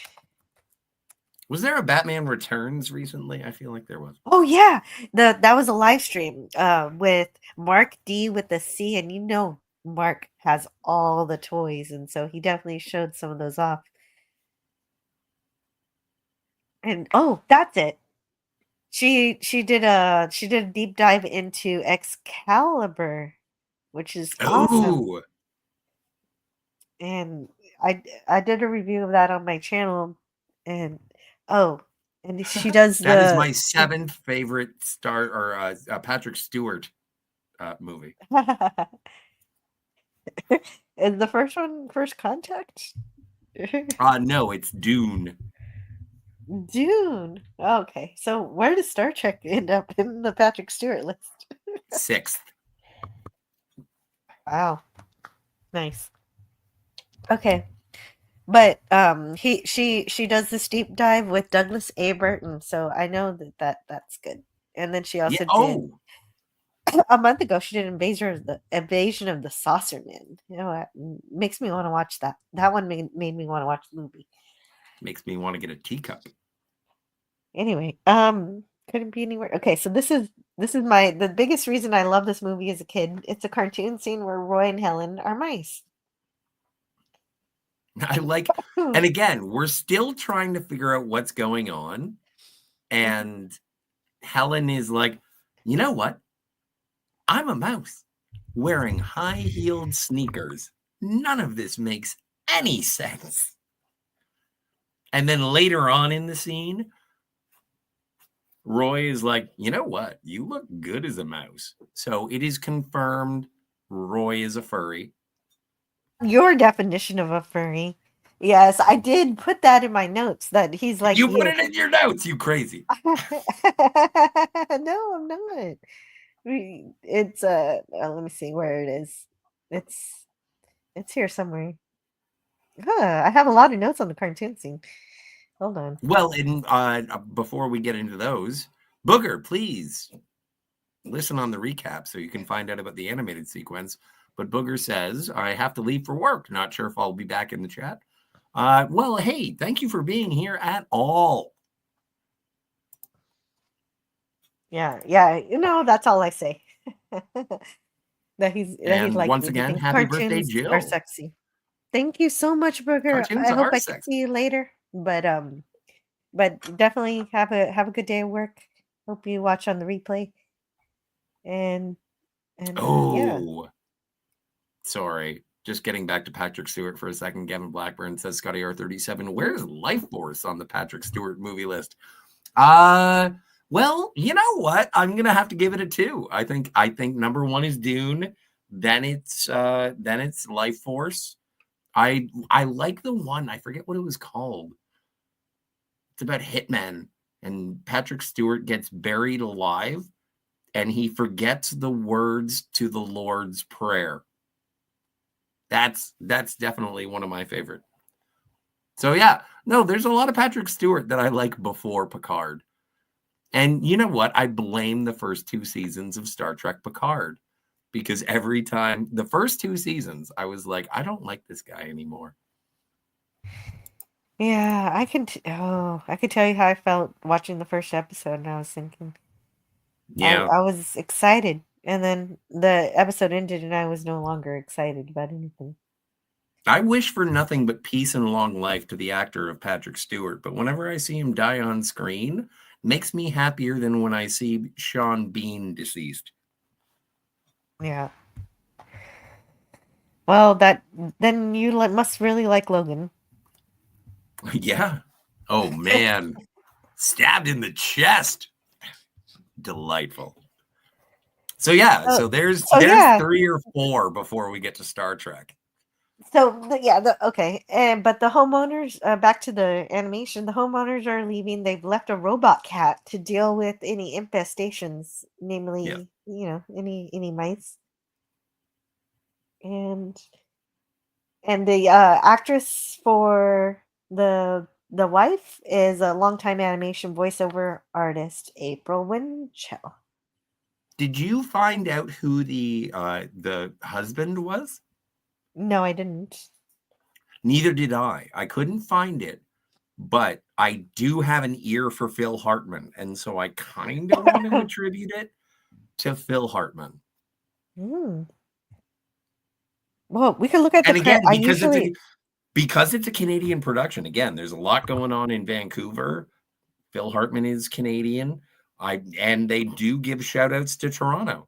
I think that it may be Phil Hartman, but there is no credited actor for the homeowner husband. Yeah. Oh. But what we do know is that this entire sequence was animated by Chuck Jones, which is amazing. Of course, who made Looney Tunes. Yes. And that's why it's so good. That's why I love this sequence so much and played it over and over when I was a kid. Just wanted to stop by for a few minutes, says Fleet Admiral Levi. But I hope you have a great birthday, and I'll see you next week for the next stream. Oh, that's that right. reminds you.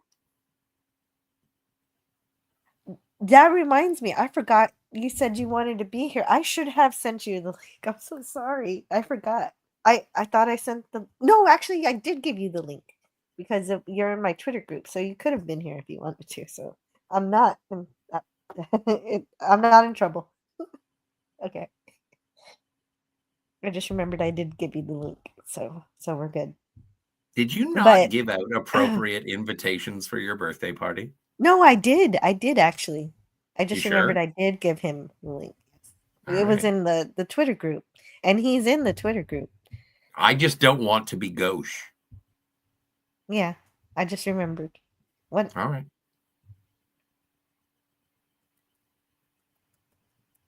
Insensitively rude is what gauche means.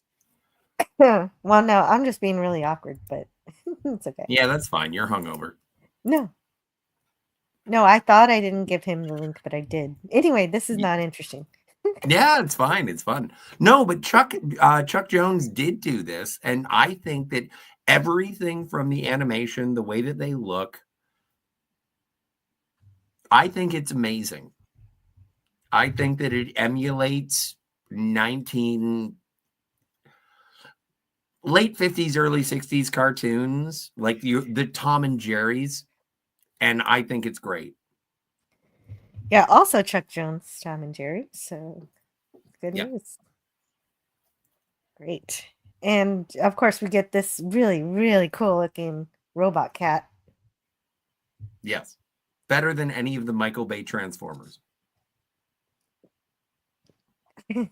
Yeah, we get big eyes. I love this. Oh, and of course the classic cartoon trope of a delicious smell able to lift you off the ground and make you fly. And Helen says, "If you don't come down, I'm leaving." And Roy says, "Where are you going to go? Your cartoon mother's house." And then this is where Daryl realizes that his parents are on TV as mice, and he even has But it's also pictures of his kids in his wallet. but it's also one of those things that I like in this movie is when they in terms of sort of the tropes. It's like Daryl goes to Diane and says, "Mom and Dad are on TV." And it's like, you're crazy. Because he's already done the look, my bike. And it's like, it's a bike that looks like yours. F off. And then it's like, no, I heard Mom and Dad's voices. And it's like, all right, fine. What? Listen. And then it's a cartoon. And it's like, so they sound like Mom and Dad. Calm down. But it makes sense that Diane would not listen. It's like, you're being a crazy person, Daryl. It does sound so. It's not unbelievable. Oh, skin little cheeks. He's there just as he's enjoying those donuts. Yeah. So. Oh my! The robot cat appears, and also well, no, appearing, change it from the incredulity of this respectable boy. What? Just make it a more interesting. Like, the super chat is great, but don't put it on, low rent Christmas Story here. No offense to the actor. Can we just skip a slide? There we are. Now put on Rob Wright. What happened? No, that's all I'm asking. I'm just low rent Christmas Story. Yeah, the kid with the glasses. Low rent Christmas Story. Okay. What did Rob say? Well, thank you so much. I just wanted to thank Rob Wright's Gen X Pop Culture for the extremely generous birthday gift of $25. Happy birthday, Anti-Derivative Jill. I hope you have a wonderful day. My favorite scene in this film is the Three's Company joke.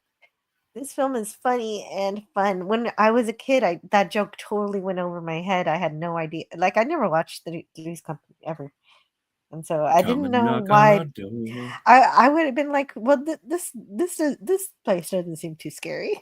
Why is he so upset? But now when I was a kid, my parents or my mom said, don't watch Three's Company. It's lewd. Well, yeah, I'm sure there were a ton of innuendos about living. Yeah. It was mostly about a bunch of boobs bouncing. My mom was like, don't pay attention to the bosoms. Oh, that's all? That's really innocent, actually. No, but there's a lot of it is. It like Three's Company. Anyway, we'll get there when we get there. But yeah, absolutely. Rob Wright, I dig where you're coming from. Well, and definitely we need to play a video for Rob Wright. What should we play? Something good. Something good. Let's find something good. You want me to find it? Or are we racing? But I feel like celebrating. Let's rock and roll. 6. Oh, I want to play this one. Tell him he is a pretty cat and a good cat. I will feed him. Oh. If you have one, you can play one too. It's $25. You can play a few. Absolutely smashing. Scotty, in Argelia, they use the lights. Now, no one has to tell an old Aberdeen pub crawler how to applaud, Captain. Oh, I love that one. That one's good. Okay, so I'm done. And Helen, Helen even says her name is Helen Nabel, so there's no question for Daryl that he's watching his mom. I live at 1532 Blue Jay Court, and that's when she shows off her children in the wallet. And So, and then we get to my favorite line in the movie, Ooh. where Did you clip it? no, I didn't get to clip it, but you know what? Oh I'm my gonna show it. God, you failed. I did fail, but he gets stuck inside the donut and he can't get out of it to run better. So he says, "My doctor was right. Donuts will be the death of me." That's your favorite line in the movie? Well, from when I was a kid, from All when I right. was a child, I loved it. All right. I thought it was hilarious. It is, but again, it's something that is of its time. It's like, oh no, carbohydrates, they're terrible. Cholesterol will kill you. Yeah. Well, obesity is a killer, is one of the top killers. I don't know. I like a curvy woman. And Rob Wright says, Three's Company was a little before my time, but I saw it on reruns. It's perfect for this film. Yes, and Yeah, it's I think so too. Yeah, man. Oh, I like this too. And Roy manages to escape and he kind of twirls around like the Tasmanian devil and saves Helen. And unfortunately, he saves him and her right into the toaster, but luckily they're too hot for the robot kitty who spits them out into a painting of a farmer and his wife. And I like the big American Gothic. flamethrower here. But the name of the painting is American Gothic. I'm remiss. I don't remember the name of the artist, but I think it's perfect. Sort of Looney Tune logic is that the cartoon characters get to jump into another painting, another work of art, and it continues beautifully. Like, this is something, you know, when you're watching a movie and about halfway through, and this is before halfway through, but you're like, okay, so when are you going to show me something I've never seen before? And this, again, Chuck Jones, and he wasn't the director of this. He was the supervisor of the animated sequence. I think that this works so well because it is a part of flipping through the channels of television. Oh, there's a cartoon. Moving on. Yes. Yes. And, well, I don't want to move on quite so yet. I like that the big flamethrower also includes a smoking symbol. No smoking. Where's the no smoking? It's right there. Oh. There it is. No smoking. I don't buy it. What? What do you mean you don't buy it? Oh, you know what? Now that you've provided me with evidence, I must buy it. Yep. You can use your credit card if you like. I will. I have approximately 47 cents.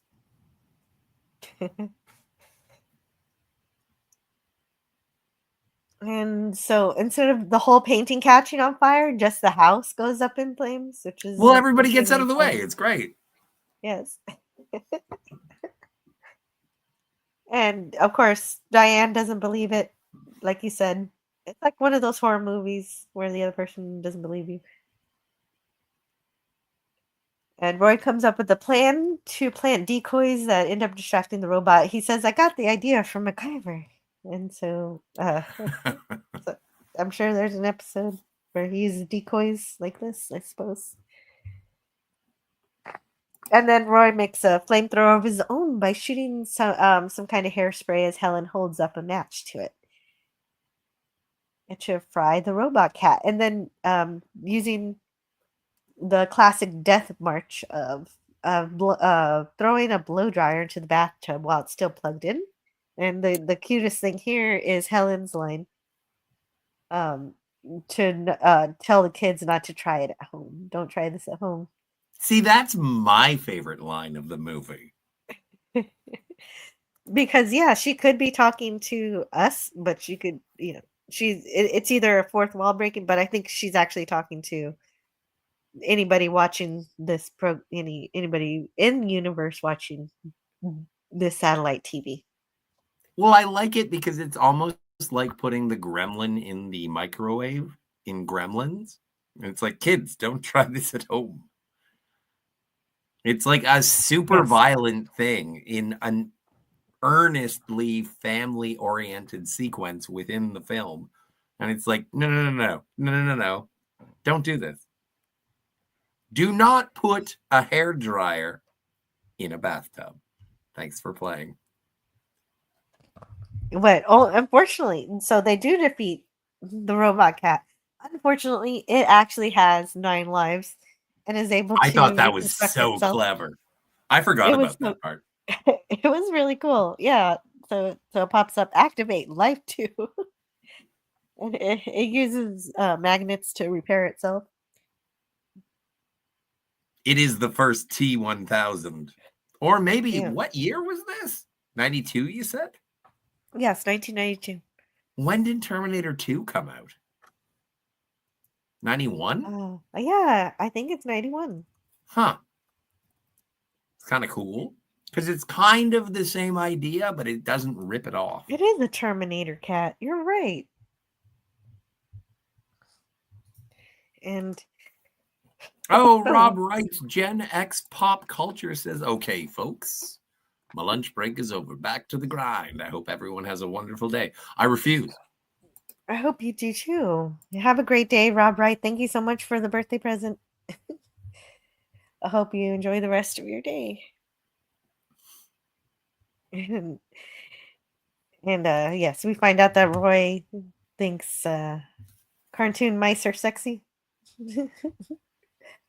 Hashtag furry. For a mouse, you look pretty sexy. And she said, too bad you didn't like the way I looked when I was human. So still we're continuing the couples Yeah. therapy. And he says, I always did. And she said, You know what the "Me weird too." thing? I would go hard in the paint about Helen being a mouse. I don't find her that attractive as a mouse. I like her better as a human, a Herman. You know, a human that's a her. Yeah. Oh, well. Mm-hmm. Well, and so they can only take refuge in this dollhouse for so long. The robot cat eventually finds them and starts to chase them again. And then they escape in this cute little toy car. And they look out. They find a conduit inside of a mouse hole. And only Helen makes it through. The cat blocks the conduit with the tools it has. And Roy says, What? then Roy says, this is one clever pussy. And you know what? This is another one of my criticisms of the movie as a whole is I think that they used the pussy joke too early. There's a lot of bad editing in the third act of this movie. And I wish that he had said something different here. It's just me. And I'll explain it when we get to the third act. Okay. And so Helen escapes. That's one clever pussy is like, that doesn't mean anything. You were just using the word pussy to say the word pussy, and it doesn't really mean anything. You're just sort of being crass for the reason of crassness. Yeah, I wonder who that reminds me of. Hey, Jill. We've been friends for a while. Yes, this is true. So it's funny to hear you criticizing something that you do. Well, no, but the thing is that it's I adore, as you know, I adore crassness, and I'm not going to make this about me for more than a minute, but I'm just saying that, like, you pick your moments, and if it's impactful because it is a turn of phrase or witty, that's when you use it. You can't just drop F-bombs and be like, oh, I was trying to be subversive. Like, that's when you get called out for being a dick. But, like, I think you it's fine actually because have to it's a drop double the... meaning. Yeah, as long as it's an entendre. But you can't just say bumhole out of nowhere. Well, he didn't. He was complimenting the cat's cleverness. No, but when people say pussy in public, people giggle. Yes, that's the whole point. Or they That's- snicker in a derogatory way. And I think that later on in the movie, using the word pussy would have been a more useful derogatory narrative device as opposed to using it as a cheap laugh in the middle of a mouse cartoon. I can't wait to hear where you think they should have used the word pussy. Well, Roy, it's going to involve the sex pervert. So Roy, being a cartoon expert, comes up with the plan. He writes a letter to order a dog robot, which is how he escapes this. He's able to get under the couch to safety. And this right here is a drawing of Chuck Jones' face on the stamp. Yes. Well, and this came out in 92. When did Space Jam come out? Space Jam later? I think it's later, but like there was a famous sort of oration. 1996.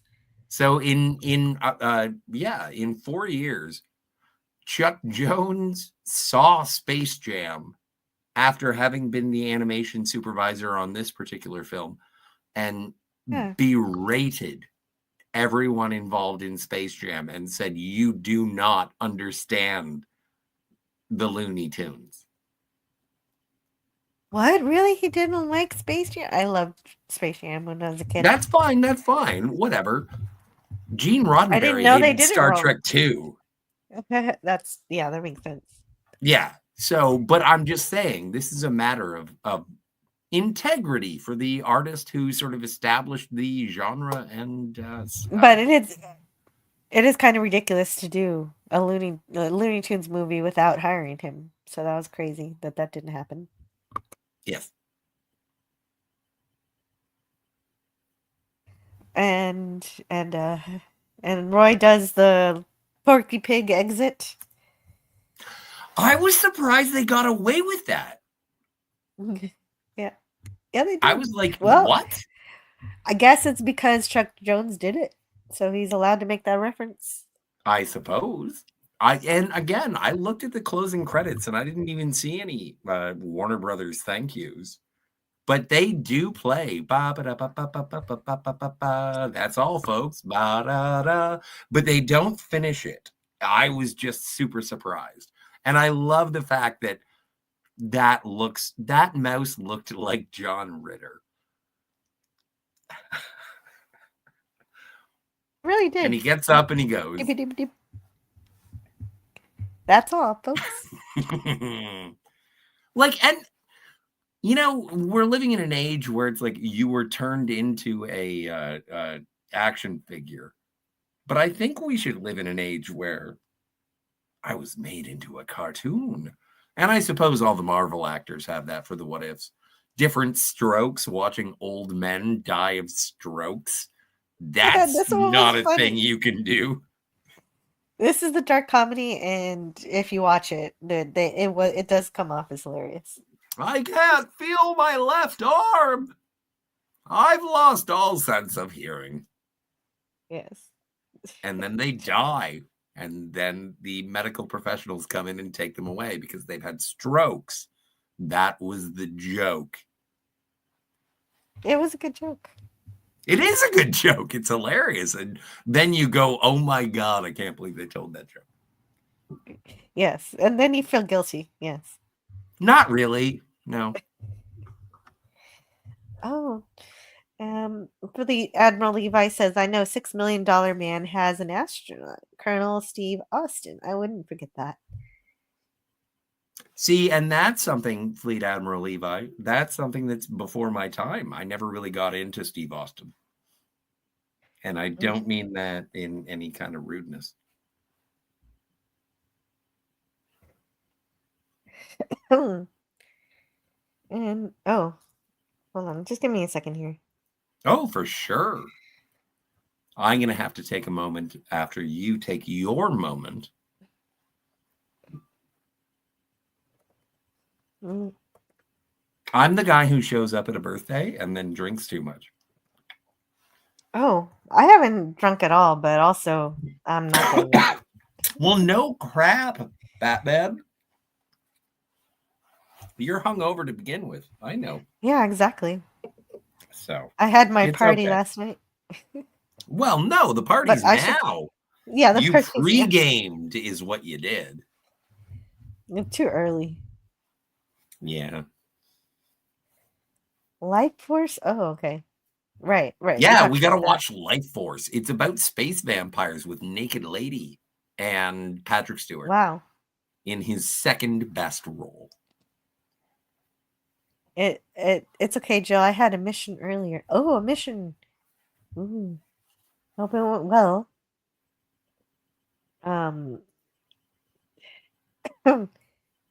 Not wanting to be gauche? Is this the real Scotty? Says Gavin Blackburn. No, I just wanted to drop a $4 word like gauche. Yes, I love the Q scene, says Rob Wright. And the one with Worf is hilarious. Yeah, I'm glad you liked your clips. I wish I could replicate a KIY. I don't know what that is. Me neither. KIY. I'm not sure. And DJ Knight said, Claudia Black says, Helen, is that you? Where am I? Claudia Black from Stargate and Farscape? Interesting. Wade. Oh, Real Wide Nation Gaming is here. Hello.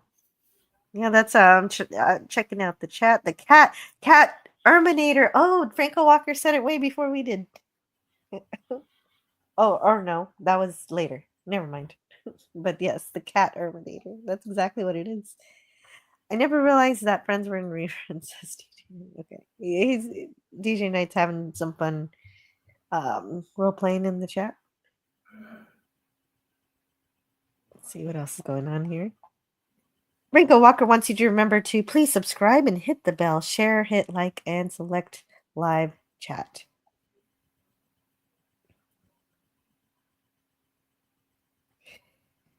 Life Force, Life Force, Life Force. Oh, that sounds like a request. I'll send you the trailer. Okay. Just rolls off the tongue, I suppose. Never understood. Oh, never.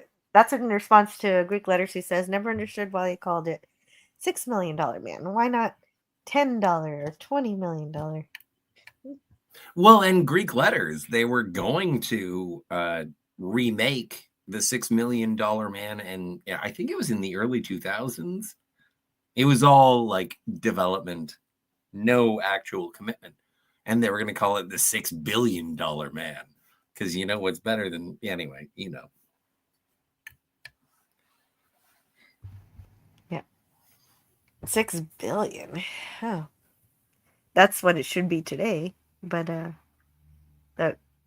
Oh, no, it would have to be, like, the thing is that you'd have to make it as a period piece. You'd have to make the $76 million Man, and then you would have the same actor like 5 years later in the $6 billion Man, and it would take place 20 years later. And then 20 years later, it would be called the $6 trillion Man. Like, it's so obvious.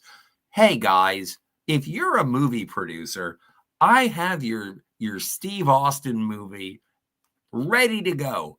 I can write it right now. I'm going to grab a pencil.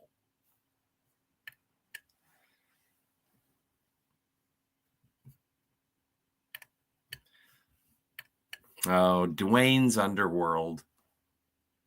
Again, it is of its time, but also thank heavens for tapping into the cultural zeitgeist.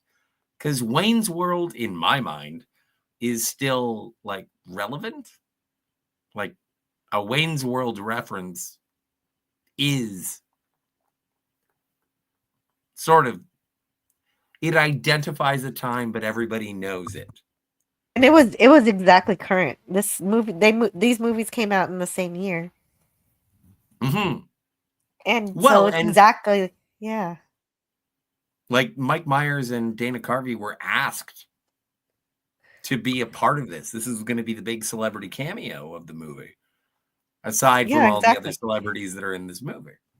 I'm so glad that they really did it because it couldn't have been it wouldn't have been right. So I'm glad they get to play their zombie counterparts. No, they didn't actually do it though. They were Oh, in they the didn't? midst of production for Oh, Wayne's World 2. so it's not them. It is But it still not sounds them. good. It still sounds good. Oh, It it's fooled fine, me. but it's It fooled me. it kind of gets into like not another teen movie. Saturday Night Dead. It doesn't Yeah. look as good. Like this is I know, and especially following the animated sequence, this should have really punched it up, but it doesn't. This is a parody. This is Mad But TV. but this was fun for me because I had seen it. I had seen Wayne's You've World seen Wayne's in the World, movie. yeah. Yeah, and so it was something that I could relate to also. So I thought it was fun. Um, but it's exactly like Wayne's. I don't know. I think this was a good sequence, except they don't usually tie up their guests, and their close up cam doesn't usually have hot poker. I I don't just know what's wish it wrong with was it. more authentic. Well, you couldn't be authentic if you didn't have the actors. So they But did their it best. was. But that's what I mean, is Oh. that's what was on the table. It was like, well, we were trying for the actual Mhm. actors, which would have been cool. It would have been great. And to be fair, like what they do with Dwayne and Garth, like it's good. They look like each other. It does look like the set. I don't like the audience shots. I don't know why they do that if it's not going to actually look like the Saturday Night Live audience. But it doesn't matter because it makes up for it in the black and white segment. I suppose so. Yes, in the film noir detective thing, definitely. I don't think there's anything wrong with this scene. What the F is Wayne World? Says Greek letters Larson. Personal preference, personal taste. Yeah. I just don't like this part. All right, I do have to go for Where? one moment. Oh, okay. It is currently Austin 3:16. I will be back by Austin 3:30. Okay. So you're gonna be gone for 15 minutes? 14. 14. I rounded, okay? All right, sounds good. Can you take care of the black and white? Of course. I can take care of this. Happy birthday, love you, Jill. Bye. Back in a sec. Okay, see you soon. Make sure, don't forget to leave the bridge. Oh, there you go.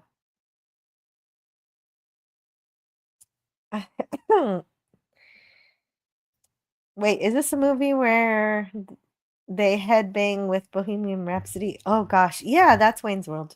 Yes, there you go. You got it. Yes, that's the one. Yeah, he remembers. I felt sick merely remembering that scene. Oh gosh. Well, I don't know. I like the Dwayne's Underworld. It's fun. It looks like he's been separated from Helen, and he finds another conduit and ends up in a black and white TV show. And in one channel, Ritter's character finds himself okay, so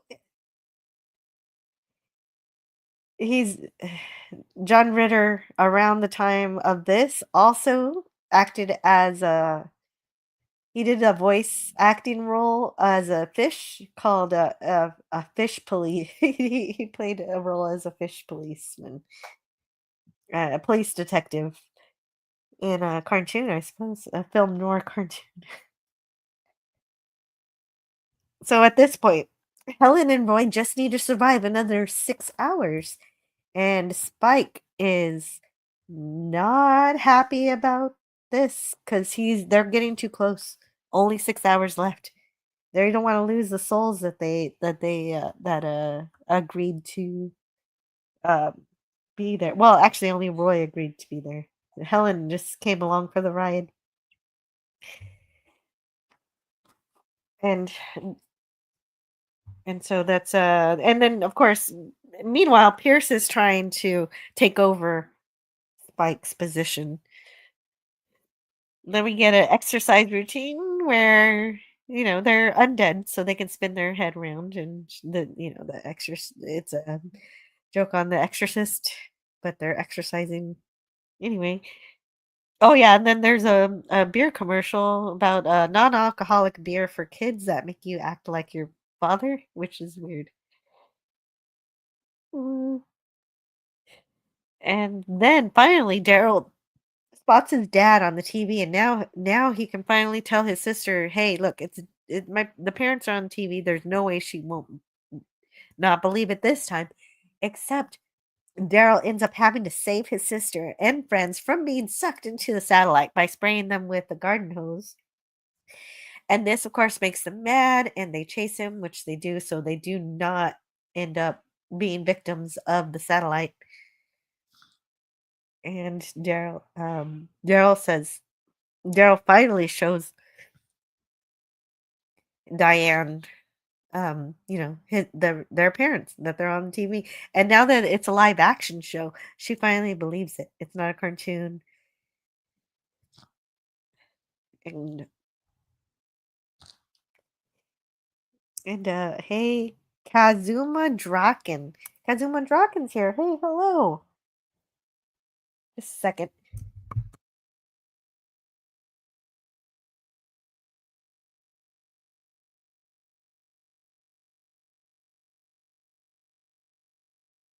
Quick Letters Larson says, I'm not a fan of censorship, but there are some movies that should be banned, and any reference to them forbidden. Wayne's World is such. Also, Freddy Got Fingered, and a couple more. Well, they modified it to Dwayne's Underworld, so it's parody.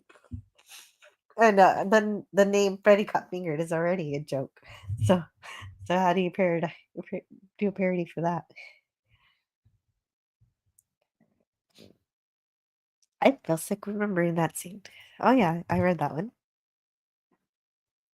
And okay, Kaz for short, if it's easy for you. Oh, okay, definitely. Oh, did I say Kazuma wrong? I'm sorry if I said your name wrong.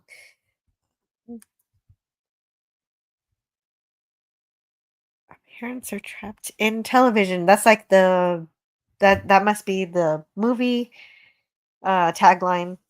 I didn't watch the trailer for this movie, but I imagine that's that's in the trailer. Our parents are trapped in television. And so he says, obviously, we're dealing with something of a supernatural nature here, Diane. I mean, this thing, it did not come from Radio Shack, which also feels like it's from the trailer, but I'm not sure. I need to go watch the trailer to see if I'm right. Daryl has a plan that he carries out using Diane's stereo. She's like, not my stereo. And then she watches the TV to keep track of their parents, and they're still in the film noir detective TV show. Oh, okay. Yeah, and Kaz is a cute name too. Thank you so much, Kazdrick. That's a good option. And so then we come back to an old character we saw at the very beginning of the movie. He started off the movie making popcorn for his wife, and she would shriek at him and order him around and just like be overall not great with him. So I guess he was happy she got squished by the lizard, who was definitely absolutely not Godzilla. And so he's much happier now in the fake world than he was in the real world. And he's happy because he's able to go from channel to channel because he's brought his remote with him in when he got drawn into the satellite. And he's he really likes it seems like he would make it the 24 hours. But he doesn't. He'll die in this sequence. He's mostly used as exposition to tell us about using the remote to change channels.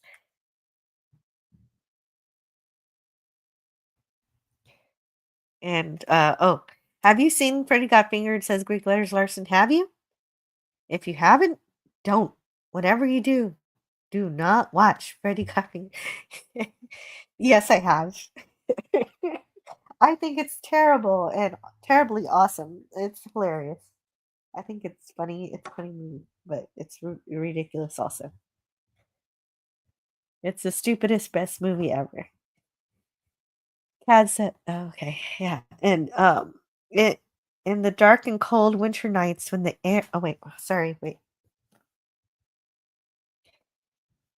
In the dark and cold winter nights when the air is howling, I sometimes wake up in sheer terror from the Daddy, do you like some sausage? Daddy, would you like some sausages? Oh, sorry. And hello to Snortopoopus Cuber. I'm so glad you're here. He says, hello and hoopy birthday. Thank you.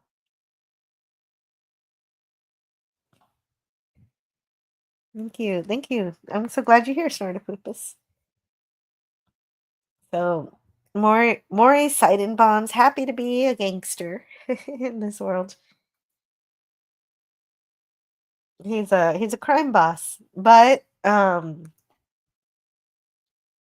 unfortunately,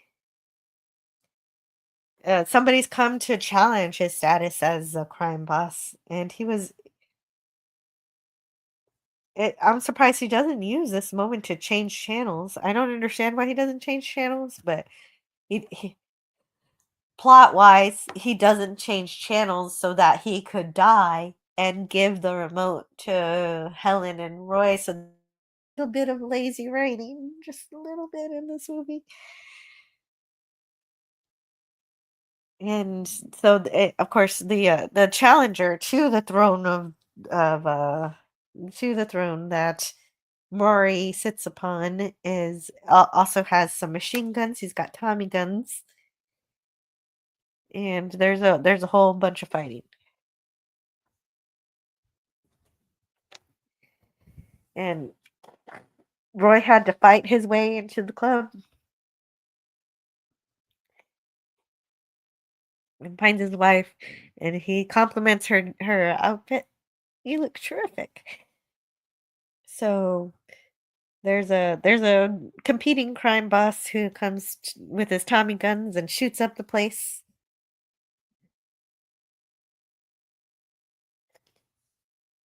But for whatever reason, this guy nor all the other people with guns who are on the side of the bad guy or the competing gangster, they all have really, really bad aim. They don't kill. They don't. Of course, they can't. They can't shoot the. They can't get rid of the guy with the Tommy guns, and so it's actually Roy who ends up defeating him. I need just a second.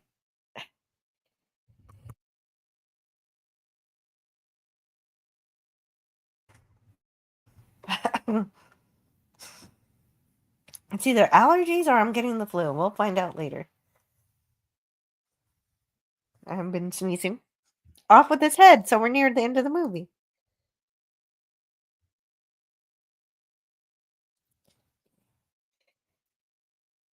So Roy goes through a barrage of bullets to get the remote from the dying hands of the Mr. Seidenbaum, and he ends up killing the competing gangster.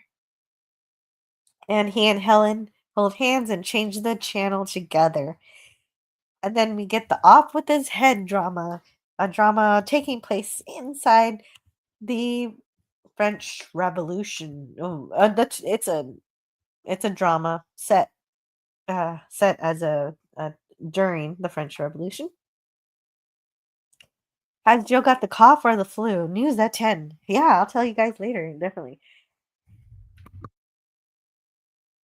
Well, it would be the flu because my son has the flu, so the logic would follow. I've been tending to him more closely than anyone else, so it makes sense I'm getting it first. And now, oh, okay. I got the quote for this. And now the all new miniseries about the French Revolution, the story of the Marquis de Nabel, an enemy of the people who wears a disguise to escape the guillotine. It's an epic drama of love, danger, and cross-dressing. And so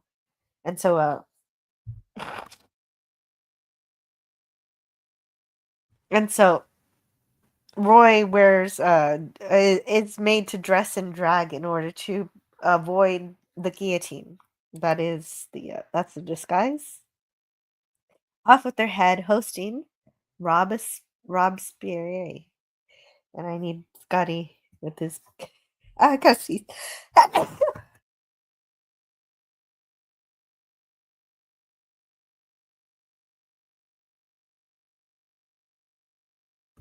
Makes sense. I need Scotty more now that he's gone. I'm sneezing. Anyway, Roy's cross-dressing to escape having his head chopped off, and we find Crowley again.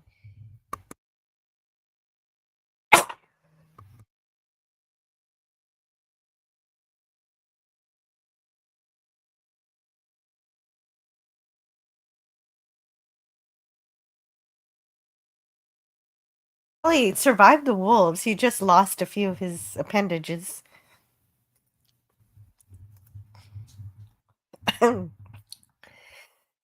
And gotta sneeze again.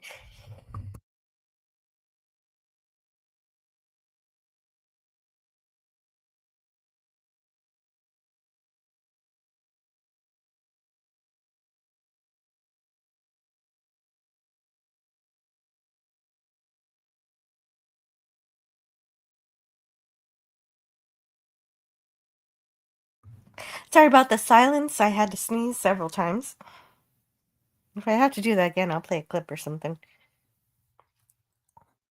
So Pierce in the control room is ready to see Spike fail so he can take his spot. And everyone is watching what's going on. Roy and Helen have a little more than 2 hours before they are sent back to Earth, because if they survive 24 hours, they're supposed to get their freedom. And Diane watching to make sure. Meanwhile, while Daryl is working on his device, Daryl's working on a plan to be able to talk to his parents from the satellite for their regular satellite dish network that they still have on top of the roof. They're using their normal dish system, which is and he's connecting it to the evil demon satellite system. And I gotta blow my nose real quick. Be right back.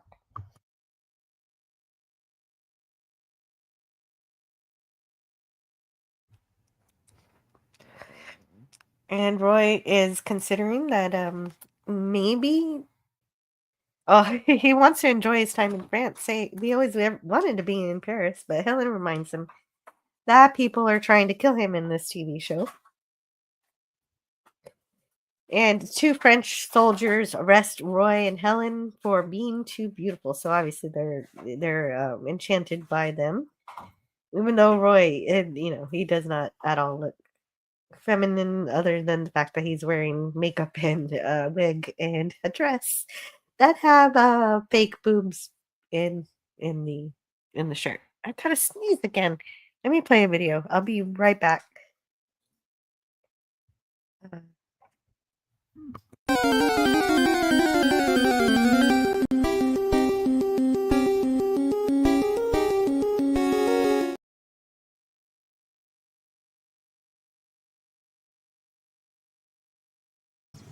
Or perhaps it's just as well you got it out of your systems.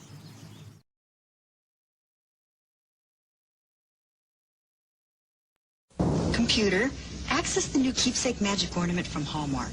Accessing USS Enterprise, a collectible ornament accurately representing the Galaxy-class starship. Ornament carries Earth date 1993 and illuminates in a realistic manner. The new Starship Enterprise ornament, please. Replications are copies. Only Hallmark carries authentic keepsake ornament. Suggest solution. Call 1-800-HALLMARK for store nearest you. Those eyes. Kirk had quite the reputation as a ladies' man. Not him. Spock.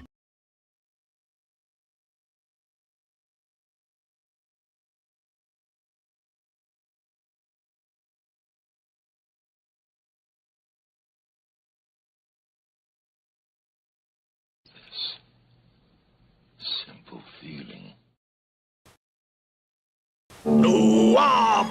For you parents who don't speak Klingonese, he's saying, people of Earth, unite and bring your kids to McDonald's for a Star Trek meal. That's a regular hamburger, fries, soft drink, a McDonald and cookie sampler, and a Star Trek prize. Oh, yes, 5 different boxes based on Star Trek the Motion Picture. Action scenes, jokes, games. He says, take it from a father who knows. His kids love him. McDonald's Star Trek meal available for your kids now. A dream that made Mr. Spock and me brothers.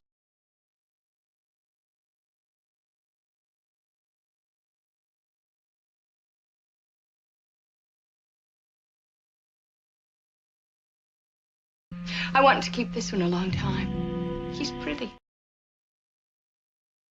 He accepted me for what I am.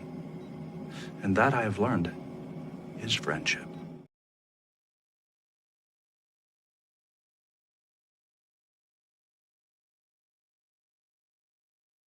Oh, I'm just having a crazy sneezing fit. I'm so sorry, guys. It's still going, but I can continue now. And okay, so Daryl does connect the satanic satellite to the regular cable dish that they had before, but it doesn't quite work. They need more power, so they need more power. So the kid's gonna tap into the neighbor's power. So he's gonna go do that, but he picks the neighbor with the crazy dog.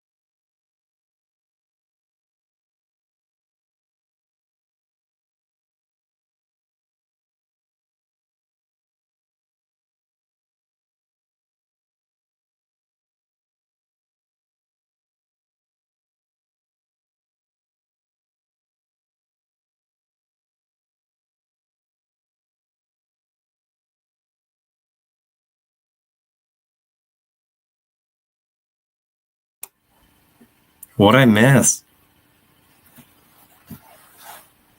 Are we still going? Is it over? I was talking. No. You missed me talking, sneezing a whole bunch. I needed. Oh, Adorable Sneezes, our new podcast coming out next week. This one's not as adorable because because there was snot all over the microphone. Well, you know, that's like, too hot for podcast.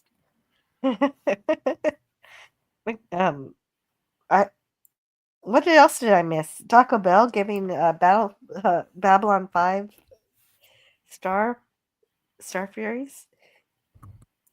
Furies or furries? Oh yeah, this. You know what? This one feels like Peter Hyams trying to make Barry Lyndon, but also it's a cross-dressing joke. It didn't offend me. I was just like, this is boring. It's fine. It moves along fast enough, so it's not too boring or anything. It's just a vehicle to get him under the guillotine. Yes. Well, and also Helen seems to be into Roy dressing up as a woman, which is an odd choice. She's like, you look good in makeup. No, she's just like, you have boobs. Yeah. Well, and later on, Eugene Levy shows up, Crowley shows up, and is like, what's up with the diagonal boobs? You want to fix that? Yeah. Yeah, no, see, that was funny. Actually, he says when this is all over, things are going to be like they were before. And she says, I don't remember you wearing makeup and all that. So that was I don't know if she's actually into him like that. But I do feel like this 90-minute movie was cut down from 2 hours, and they were like, this is not, no. I feel like there are 10 minutes left.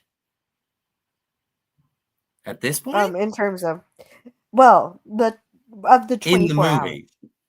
Oh, in the 24 hours, but not in the movie. At this point, there's half an hour left in the movie. This happens at the, like, we think we've won. Our heroes have won. And there's still half an hour left in the movie. Yeah, because Daryl steals power from the neighbor in order to save his parents, and yes, is able to run away from the dog, who is at the neighbor's where he's stealing the power from. Also, is this like an anarchist's cookbook on how to steal electricity from your neighbors? Just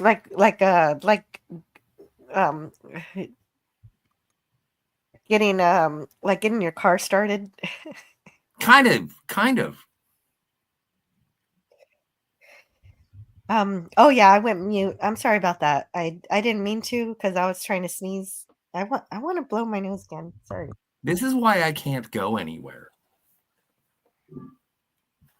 There was about 5 minutes where I was just playing clips and trying to sneeze. Oh, okay. Yes. No, I understand where you're coming from. Sucks to be hungover. I do like the setup and payoff of what's his name? No, I'm not hungover. I'm getting the flu. No, you're not. Yeah, I am. Rivet. Rivets. Rivet. Yes. Rivets. I do enjoy rivets. I don't know if it's plural. Stuck in a closet with Vanna White, says Kim. Night after night after. She says, Vanna White, Helen, what if you learned to accept your fate? Being stuck in the TV isn't so bad. Think about the women and being empowered. And in Greek letters, Lewis says, yes, Scotty, there's a chapter in the Anarchist's Cookbook for Power Distribution. Not that I would know anything about that. I've heard vaguely about it. Me too. But if you want to know more about it, then watch Stay Tuned. It's free on YouTube.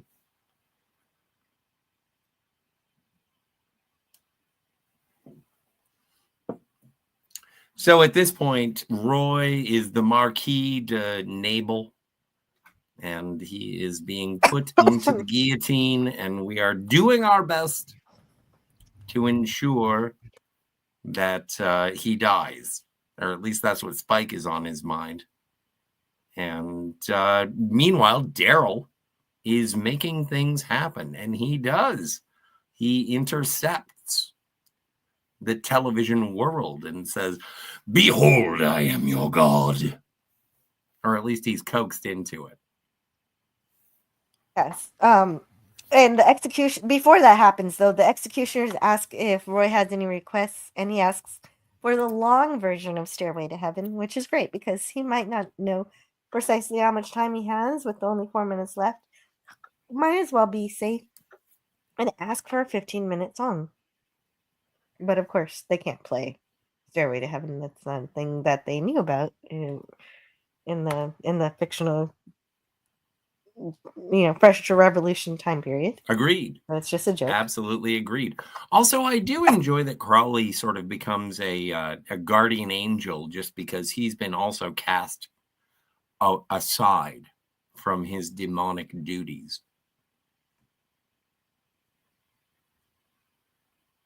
Yeah.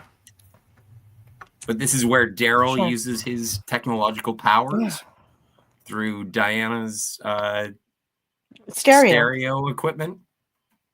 Mhm. And Daryl's plan allows him to speak to his dad, like you said, and sound like he's God, and everybody believes that he's God, because of him, everybody lets Roy go. They let I Roy have go. many faces, but perhaps this one suits you best. Yes. And it happens just in time because just then the whole thing blows up and he's no longer able to communicate. Which is also set up at the beginning when he's trying to sell pictures of his sister tongue kissing. He blows up his radio equipment, and I like how he does that again here. And I was like, oh, wait. And I didn't remember this at all. And I was like, oh, wait. His stereo equipment is going to blow up. And it was so satisfying. Like, it is all set up and payoff. It's so great. Mhm.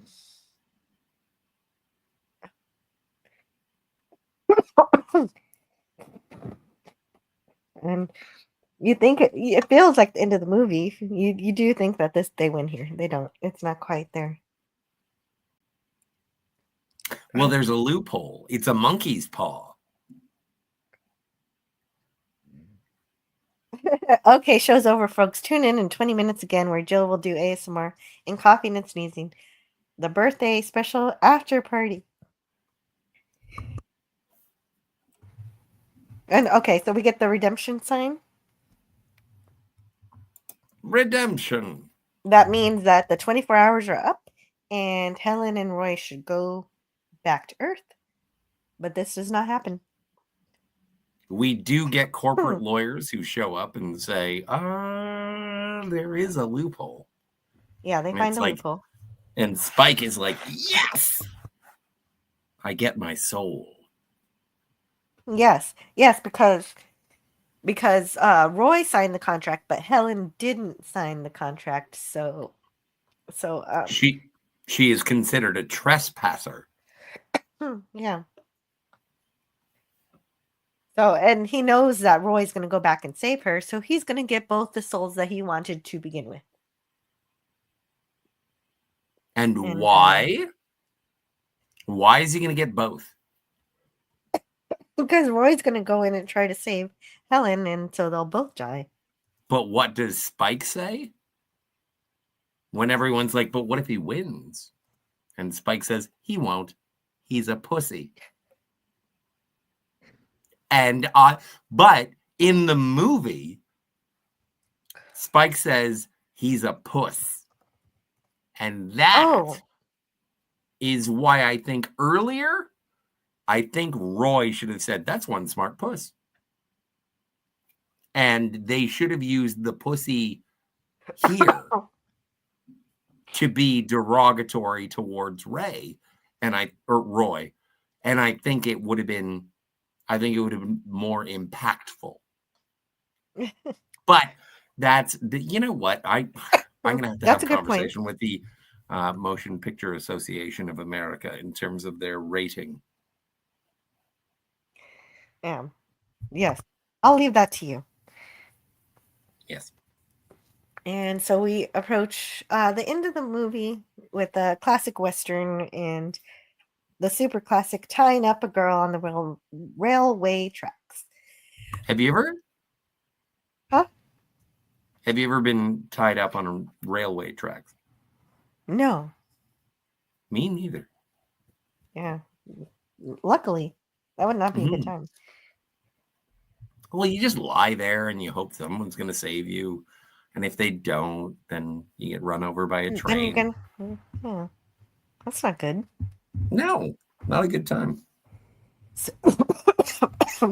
And on top of that, Maybe you are getting sick. Maybe you're not hungover. it's a bit of both.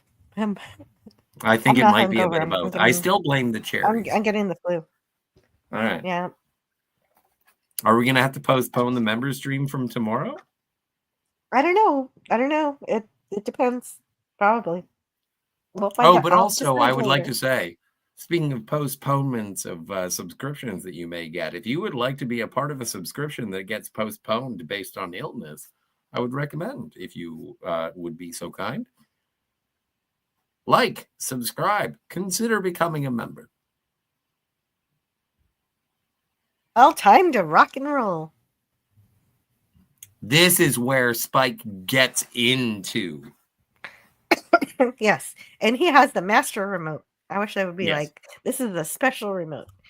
So I would know that this is the remote that can actually control things directly. I can't believe she's pregnant. They did a good job with the costuming. I'm a sucker for a big ending.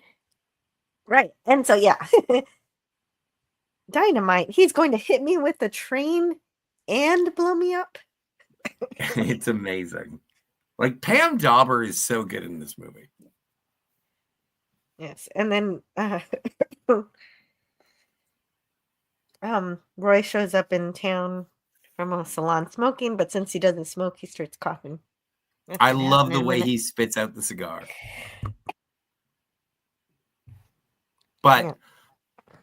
like, and this is just generic Western, and it reminds me of Back to the Future Part 3, which Yeah, came kind out. of. Yeah. Like, it's just generic Western. It doesn't do anything. Also, we didn't get to Salt and Pepper yet, did we? Not yet. All right. That's also That's coming up. all right.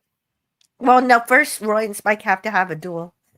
Where Spike is a faster shot, but Roy is saved because the TV remote was in his pocket. And it took the bullet. Again, Back to the Future Part 3, or for a few dollars more, I think. Yeah. Yeah, so the bullet gets lodged in the remote, but still it's functional for some reason. But it's dead. Well, and by the way, don't carry a remote control in your breast pocket because it will not stop a bullet. Just for the record, Yeah. I tried. Yeah, but this is a special remote from Hell. From hell. So it does only this It's remote. the is event possible. remote control. Yeah. Yes, Event Horizon. You always got to throw the Event Horizon in there. Oh, come on, Satan. Liberate tutte. Yes. Save yourselves. Yes, of course. We get Here it we get our is! Star Trek. Yeah, you get our Star Trek reference here. With Well, Star and Trek Next everything- Generation with Roy as Captain Picard. Hmm. How do you feel about the bald wig? The bald wig is okay. The uniforms okay. are off, but they don't want to do copyright infringement. The set looks it looks like a Mad TV version of the Enterprise Bridge. Yeah. And that's But perfect. I don't want to give too much credit to Jeffrey Jones, but he wears the Worf makeup, the Data makeup. He even has the contact lenses for Data. Like, there is a lot going on in this scene for so brief a vignette. Yeah. And he's also the villain. Yes. The evil villain.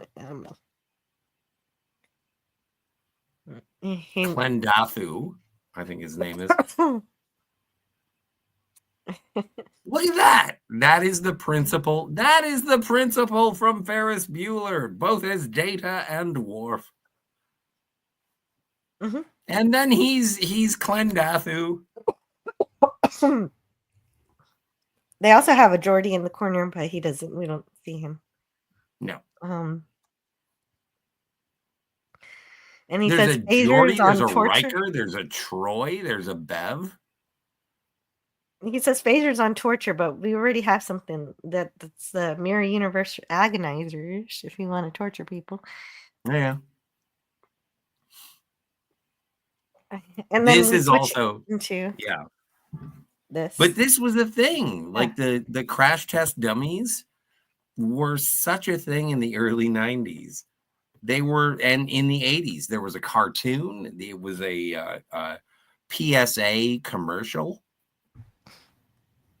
Yeah, and it then was a video game. It was like the. Oh yeah, I Crash forgot Test about the Dummy. video game. It was like a band, a Canadian band, named themselves after the Crash Test Dummies. This was, they did. Also, thank you to John Ritter for committing to the scene and mugging appropriately. Yeah. Oh, I forgot. For the Star Trek scene, he also does a line that, even though it's Next Generation, he says TOS reference instead, and says, "Holy Shatner." I did like that. I didn't like it. I like the reference to Shatner. Yeah. But also, don't forget, in 1992, Shatner was kind of a punchline still. Well, he picked the better captain. Roy picked the better captain too. Oh, that's true. Exclaim. That's true. And then, well, no, in 1992, everyone, like Shatner he had directed Star Trek V. He was kind of out of favor. And it wasn't really until post. I don't know. When do you think Shatner, Bill, when do you think that he finally came about in the popular zeitgeist? And everyone was like, yay, Bill Shatner. It's an interesting conversation for another time. If I can flex my Maz Kanata. Please do. We'll save it for his birthday. His 100th. Oh. And then so Roy becomes a crash test dummy. They're crashing at 110 miles per hour. He does not have his seatbelt on. So it's like a monstrous speed that no one drives that they're testing. But of course, luckily he's able to escape and ends up on a hockey rink. I hate hockey. Yeah. So anyway, he wins. Yeah. Meanwhile, Mindy waits on a train track. I want to say Pam Dauber, but I am going to refer to her as her character name. Hey, you know what? And this is something that reminded me of Dogma, if you don't mind me saying. If you go back one, two. I like how the back of the defensive team, Hope, Faith, and what's the third one? Charity. Charity. Oh, I'm sorry. I'm sneezing. I'm blowing my nose. That's fine. That's great. Your mouse must be having a bad time. And so I just really appreciate that. It reminds me of Dogma because the people who beat the shit out of God at the skee ball park. And also, they do wear the K on the front of their jerseys because they are Team Naval. Just like Roy and Helen. And I did appreciate that. There's an attention to detail in this film that I appreciate. Now, this is glorious. And I am so very, very glad that Jeffrey Jones did not go in blackface, but I do like driving over Miss Daisy. It makes me giggle. And it is a reference to the fact that they wanted Dan Aykroyd to be in the movie because he's dressed like Dan Aykroyd's character in Driving Miss Daisy.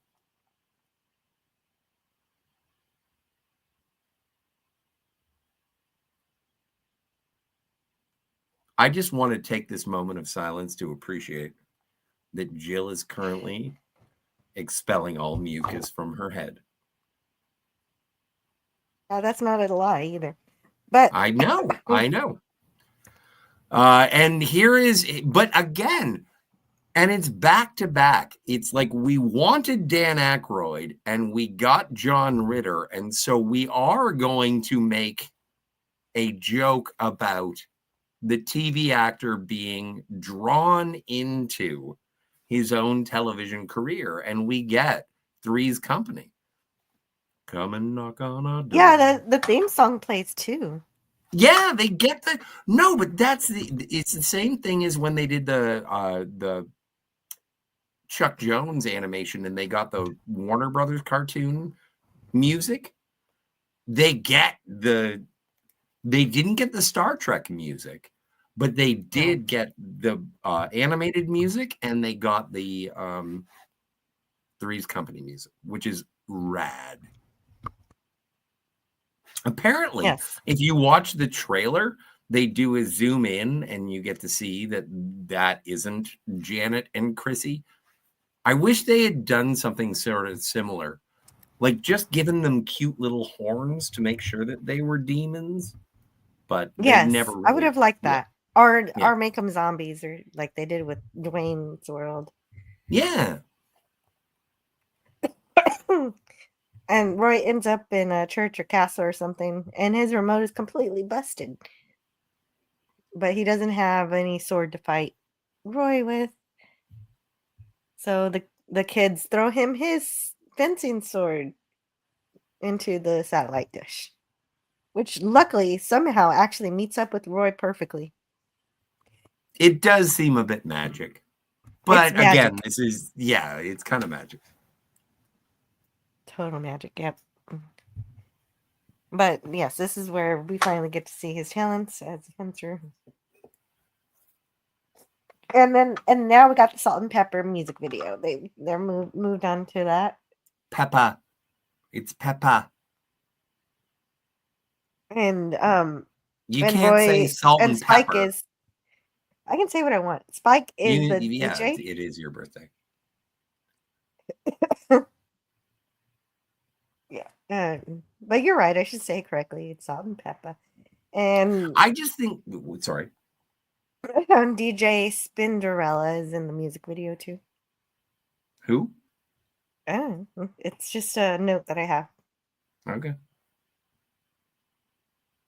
I'm very Caucasian, so I'm not aware of any of this. I like this is one of my favorites too when I was a kid, is that one of the dancers mutes the TV. I thought like, this where did was the sound rad. go? But I think, you know what? And I think that this is a joke that would have made more sense and been more funny if you were in the theater and you had seen the control of your television on the big screen. And that's why I think the joke would have worked in theater. And watching it after the fact, I don't know, it feels a little trite. But that's just my... No, I didn't. It's maybe a few people were like, "Hey, what happened to my movie?" And the sound went off. I don't know. I could put it on mute. Oh, I didn't even notice. It's HTV. Yeah, instead of MTV, it's HTV. What does the H stand for? Probably hell. Probably hell. And Roy finally gets the remote. I'm so glad we're almost done because I am coughing and sneezing so much. Oh, you're gonna die soon. I can hear it. Yeah. I'm gonna die. So not really. I'm not gonna die. Well, I I'm just gonna promise be I sick. will never. For your And birthday, I promise I will never die. Let's keep going. Spike tries to bribe him. That doesn't work. So he tries the "you can't get out of here without me" routine. And Roy says, "Sorry, Spike, you're canceled." And then that's Which is into him. funny because Jeffrey Jones was actually canceled. Yeah. Yeah.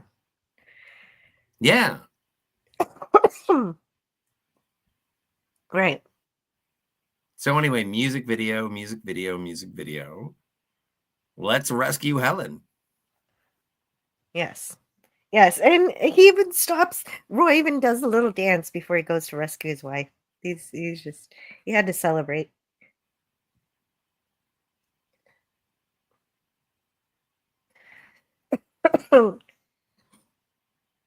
Mm. I guess he gets zapped back to. Well, he gets zapped back to the Chandelabra. Yes, back to where he was. Yes. Mm-hmm. And here's the train. Again, it feels like a Back to the Future 3 ripoff. It's like trains, but trains existed before Back to the Future 3, so I don't think that my argument is warranted. No, it's not. Great. Yeah. Yeah, because the train isn't a time. The train in this movie is not a time machine. Well, but also you and I had we had a problem. Is because how they get out of the imminent death for Helen is Helen says to Roy, "How do you make television go away? You turn it off." And Daryl is sitting on the couch and he's like, "Turn it off. Guys, Mom, Dad, turn it off." And you were like, really? They just turn it off. That's all they had to do is turn it off this whole time. Not the whole time. They needed the master remote. Yeah, I know but we're not really told that. We just put that in the movie to make things make sense. Don't underestimate the audience. Come on. Mm-hmm. This is a John Ritter movie. It respects the intelligence of the audience. And so eventually they turn it off and the entire what do you call it? The dish? Satellite dish? It melts into hell. And the poor doggy gets zapped into the satellite. I mean, I know he was a mean dog, but I blame the owners for that. He was a mean dog. And I don't blame the dog. But he's fuck Rivet. No. Although the dog isn't really in much danger right now. In fact, it's gonna kill Spike. Well, and it's also gonna survive the TV world. It's not like it's gonna do poorly. Yeah, true. And it's not the first time this actor has been chased by a Rottweiler. So that happens in Ferris Bueller. Yes. And also when he was evading police for his malfeasances against the underage. Oh no, what happened? That's weird. Okay, never mind. I fixed it. Yeah. I'm sorry. I don't want to explain it.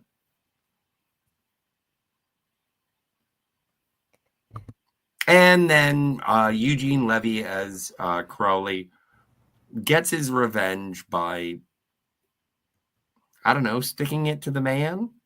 And Basically. then Pierce. His name's Pierce? Yeah, I'm going to take his parking space. Yeah. I get his parking space. And then Roy learns, to stop watching TV so much. Or, no, not just so much. He doesn't watch TV at all anymore. I think it goes a little too extreme. He goes from watching too much TV to watching practically no TV. Well, and that's the thing, and I do appreciate. I thought that was going to be the daughter, like, but I don't know who that chick is. And well, she's just a student. Yeah, right. But I thought that he was going to be teaching his daughter, and then that would have been great. Wouldn't it have been? And then I thought it was going to be a situation where everyone walked out the front, and we would meet the mom. We would meet Helen and Daryl in the front seat, and Diana and Roy would have gotten the back seat, and in full fencing garb, and they would have said, "Let's go to the movies." And I thought it was going to be like sort of a don't stay at home watching television, go and see the movies. But they didn't do that. Yeah, with your family. Yeah, go out with your family kind of thing. I thought that would have been lovely, but they didn't do that. And so that's one of the tweaks of this movie that I wish I could enact. But I can't. I would like it better that way. That is a really great and that is a better ending. I like all your changes. It's a lot better than just saying, "Oh, he never watched TV again," except 60 Minutes for some reason. Yeah, I wish I like Ted Koppel. I wish it went from maybe he used to watch 12 hours a day, and maybe now he goes down to 3 or 4. It would be a little more realistic.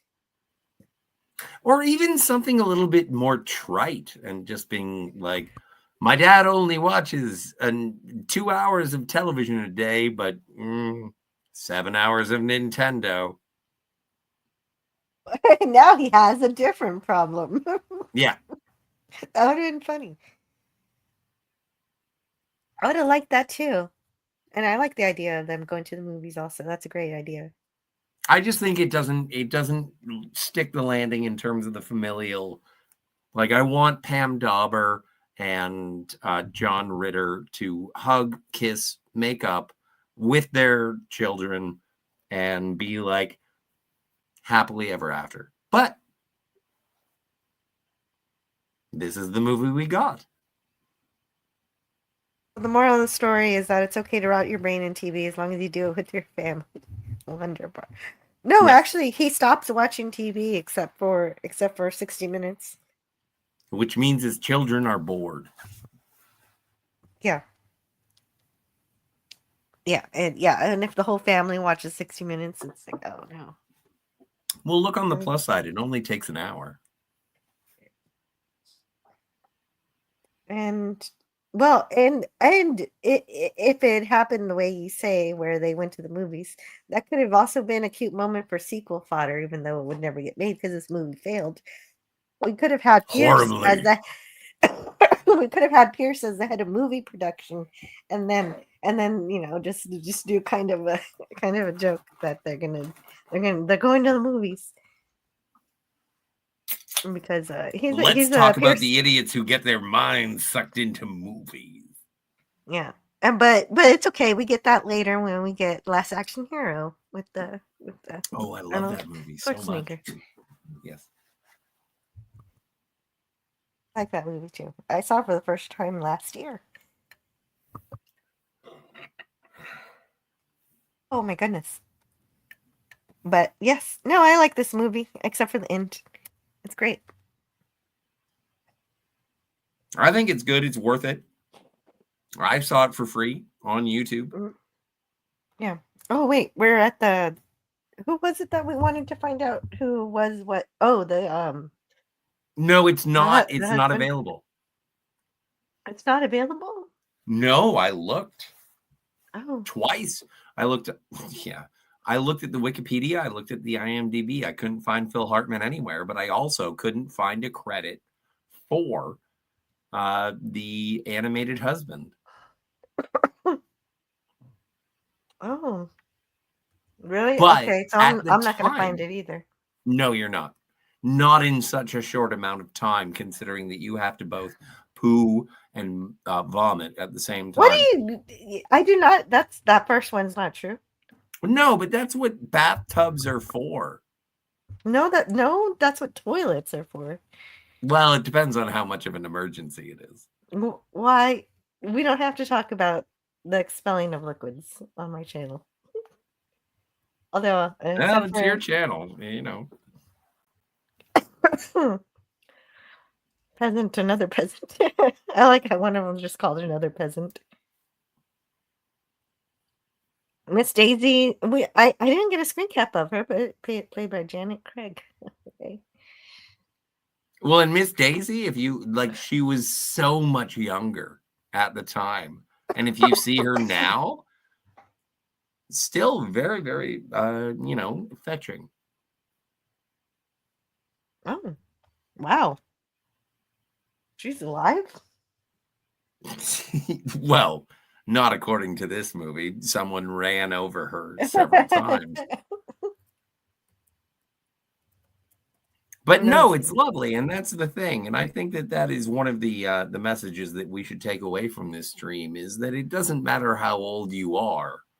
It's a matter of how old you feel and She died look. in 1994.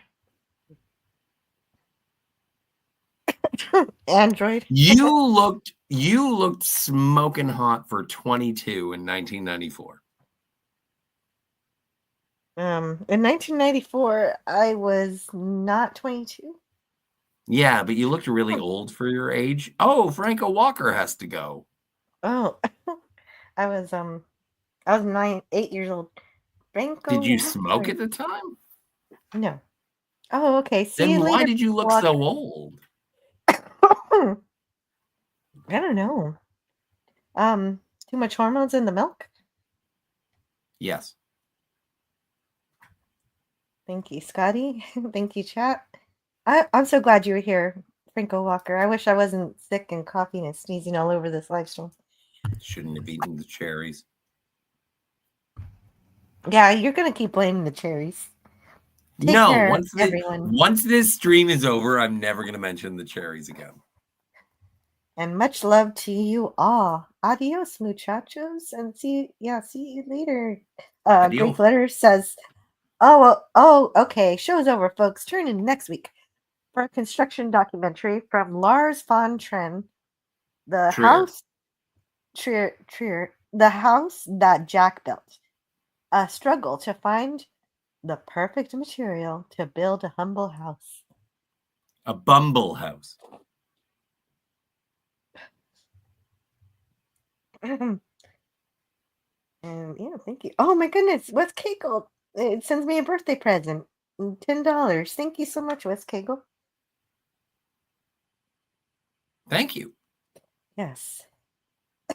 And I can actually say thank you. Hold on. Yeah, we need. I thank you. But I can play more. You should. Yeah. Let's see. What should we play? Oh, actually, I want. Resistance is futile. Is a Borg. It just makes me laugh. That makes you laugh? Yes. Data On saying behalf of the Cisco, I would like to ask you to go fuck yourself. I have all the specs and diagrams at home. Yeah. That's fine. That's fine. You want to shoot a Sergei Rozhenko in front of me, but I just want to say, well, I mean, it's just on the behalf delivery. of Benjamin Cisco, you chuckling at the I don't like that at all. Huh? Chuckling that you don't think it's funny? Oh. I know, and I usually laugh at tragedy, but you can't laugh. You can't No. laugh at it. Oh. Jennifer Cisco died. Yeah, I know, but Is a Borg. Yeah, no, I do like that. I do think that's funny. yeah, I thought you Is a did. Borg. I thought you did. I don't know why you're getting so angry with me. I did in the context of reviewing the episode, but when you refer to it in reference, I'm like, but Jennifer Cisco, motherless Jake. True. I guess we'll get away from Shaw. that. You know I reach you. All right. I appreciate that. You have a point there. Hey! Thank you for bringing Buckaroo into this. Mr. Wonderful? Is that his name, Mr. Wonderful or Mr. Handsome? You can Mr. always Dashing? laugh. No, Perfect Tommy. Perfect Tommy. It's Thank just not always good. Okay, so you're saying I'm not going to find it here. I'm still Probably looking. not. All right, keep looking. Why not? Murder she likes. Hmm. You take the okay. good, you take the bad, you take them both. You have the facts of life support. Hey, the Fresh Prince of Darkness. That's where he winds up and slaps Chris Rock in the face. Oh, yeah, you're right. It's not here. Okay. So then, let's stop that. Yes, let's. And that's it. That's our movie for today. So how do you feel? You have to get out of here? Huh? Not yet. You said you wanted to get out of here because you didn't feel so good. You were making all Oh, the yeah, I mucus. kind of did say that. I still am. Yeah. Yeah, kind of. So But I got my second wind. oh, Um, I was all psyching myself up to have a cigarette. you can go have a cigarette. Do you want to start smoking? No, I'll send you some cigarettes if you want. that's okay. I can find my own. if I It'll want. be a birthday present. Don't feel sheepish. Oh, oh yeah, I forgot the pun earlier where Which one? well it was from that scene you don't like, the Wayne's World scene where they have him read the words but in pictures, and it says I worship Saturn. Yes. And that's kind of cute. And I didn't like that at all. I didn't I like know. that at all because I didn't get the satin. I was like, I battleship red. Yeah, I guess so. So I didn't get it, and I thought it was stupid. Yeah, it's fine. I just didn't like that. I didn't like that scene, and I thought it was, as I've mentioned before, it was very of its time. And so, Yes. No, and I think also it's the good. joke itself Mrs. was, Yeah, but it's of my time, so it was good. well, I was going to say, yeah, but I've seen Good Burger, but then I remembered I saw Good Burger and I liked it. So it's like, oh yeah, it is of your time. Yeah, no, I like things of your time. Yes. Oh, and this actually says that where Mrs. Seidenbaum gets stepped on Godzilla is a reference to Bambi meets Godzilla, which is something I'd seen for the first time only recently. It's very short animated film. It was it made? No, not ASCII. It was one of the earliest CGI adventure movies.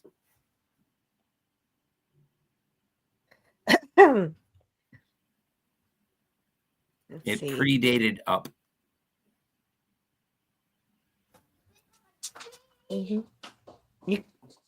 Well, and oh yeah, Retro Nerd Girl was here earlier, so definitely subscribe to her. Stream Elements just posted her link there. Of course.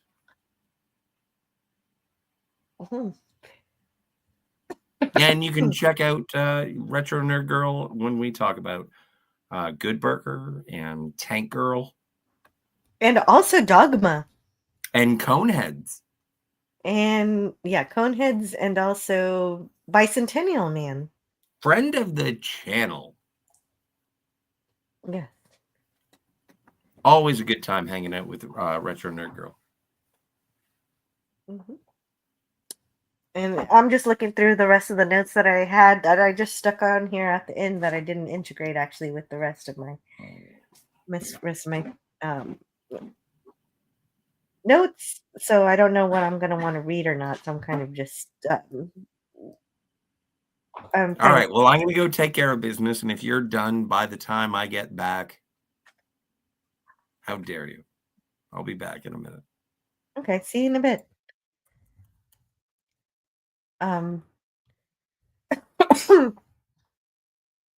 So.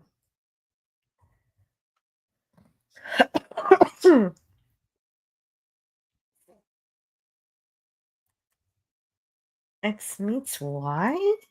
3 Men and meets Rosemary's Baby with the side of Exorcist.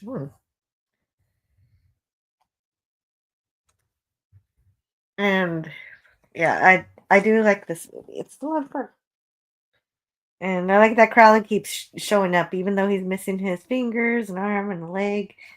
He's already dead, so it's just it's fine. And it's fun. I don't know. I'm glad I got to talk about it today with you guys. And let's bring up the chat here. Thank you guys for being here. I'm gonna share the chat because you are still here. See. Right there.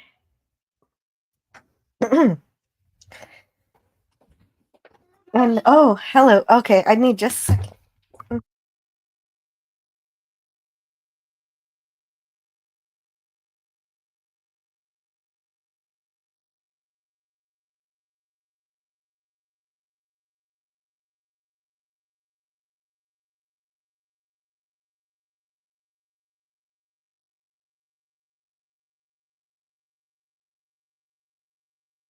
Mr. Turtle, how many licks does it take to get to the Tootsie Roll center of a Tootsie Pop? I never made it without biting. Ask Mr. Owl, for he is the wisest of us all. Mr. Owl, how many licks does it take to get to the Tootsie Roll center of a Tootsie Pop? A good question. Let's find out. 1, 2, 3. If there's anything I can't stand, it's a smart owl. How many licks does it take to get to the Tootsie Roll center of a Tootsie Pop? The world may never know.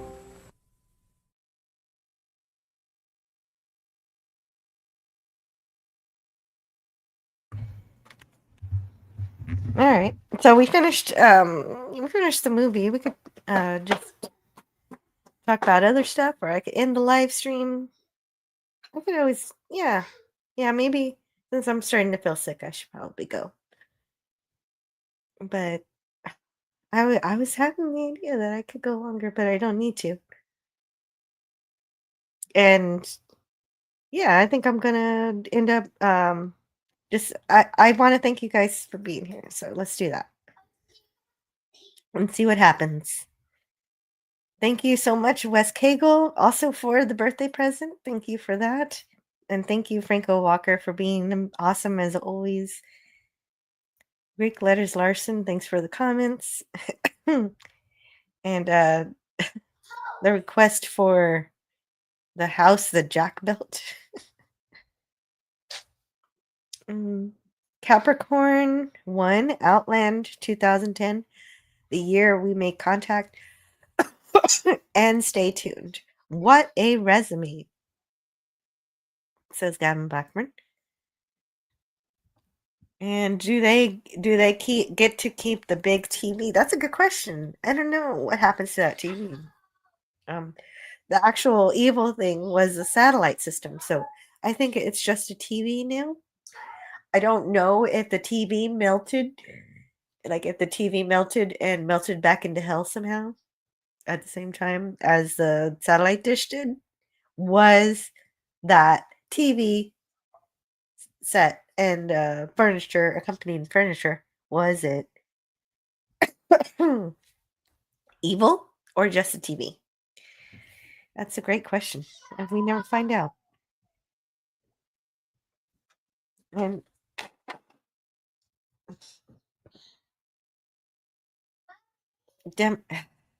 Demi Moore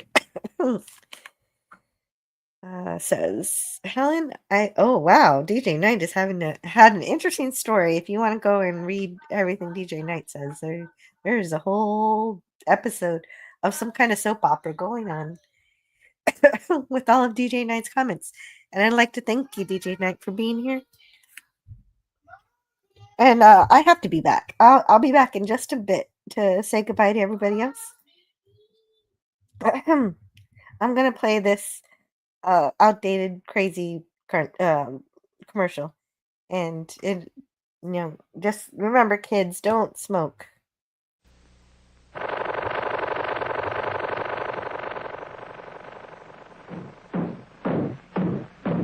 They sure work hard, don't they, Barney? Yeah? I hate to see them work so hard. Yeah, me too. Let's go around back where we can't see them. Gee, we ought to do something, Fred. Okay. How's about taking a nap? I got a better idea. Let's take a Winston break. That's it. Winston is the one filter cigarette that delivers flavor 20 times a pack. Winston's got that filter blend. Yeah, Fred. Filter blend makes the big taste difference, and only Winston has it up front where it counts. Here, ahead of the pure white filter. Winston packs rich tobaccos specially selected and specially processed for good flavor in filter smoking. Yeah, Barney, Winston tastes good, like a cigarette should. The Flintstones has been brought to you by Winston, America's best-selling, best-tasting filter cigarette. Winston tastes good like a cigarette should.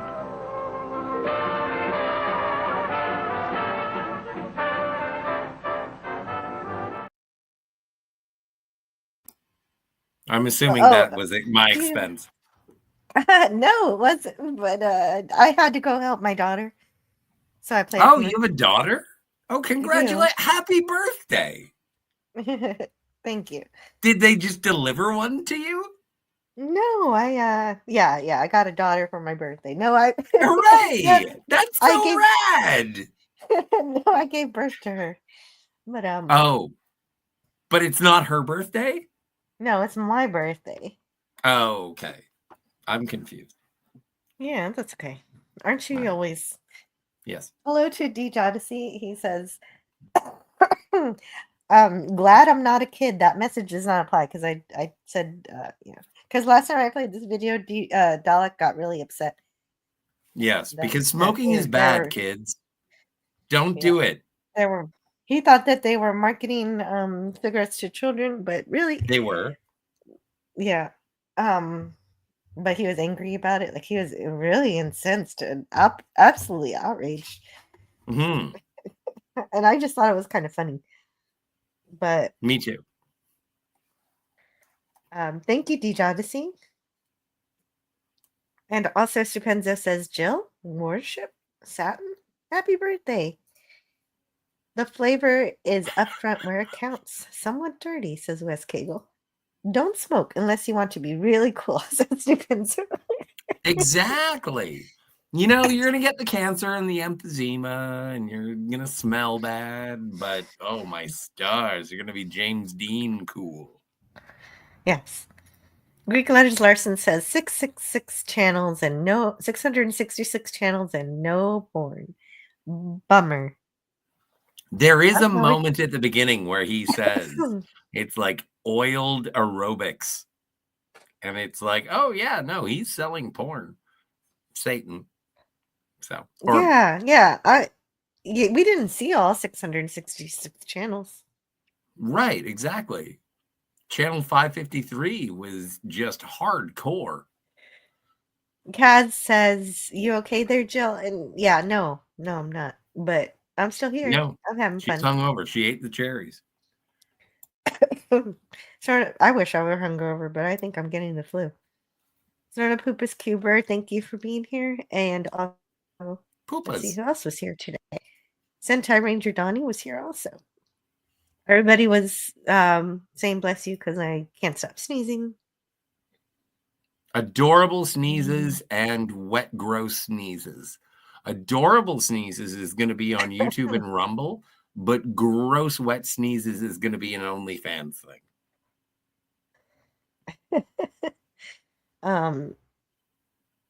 I don't have that particular thing, that last one, but Well, then you're just leaving money on the table, really. yep, I'm okay.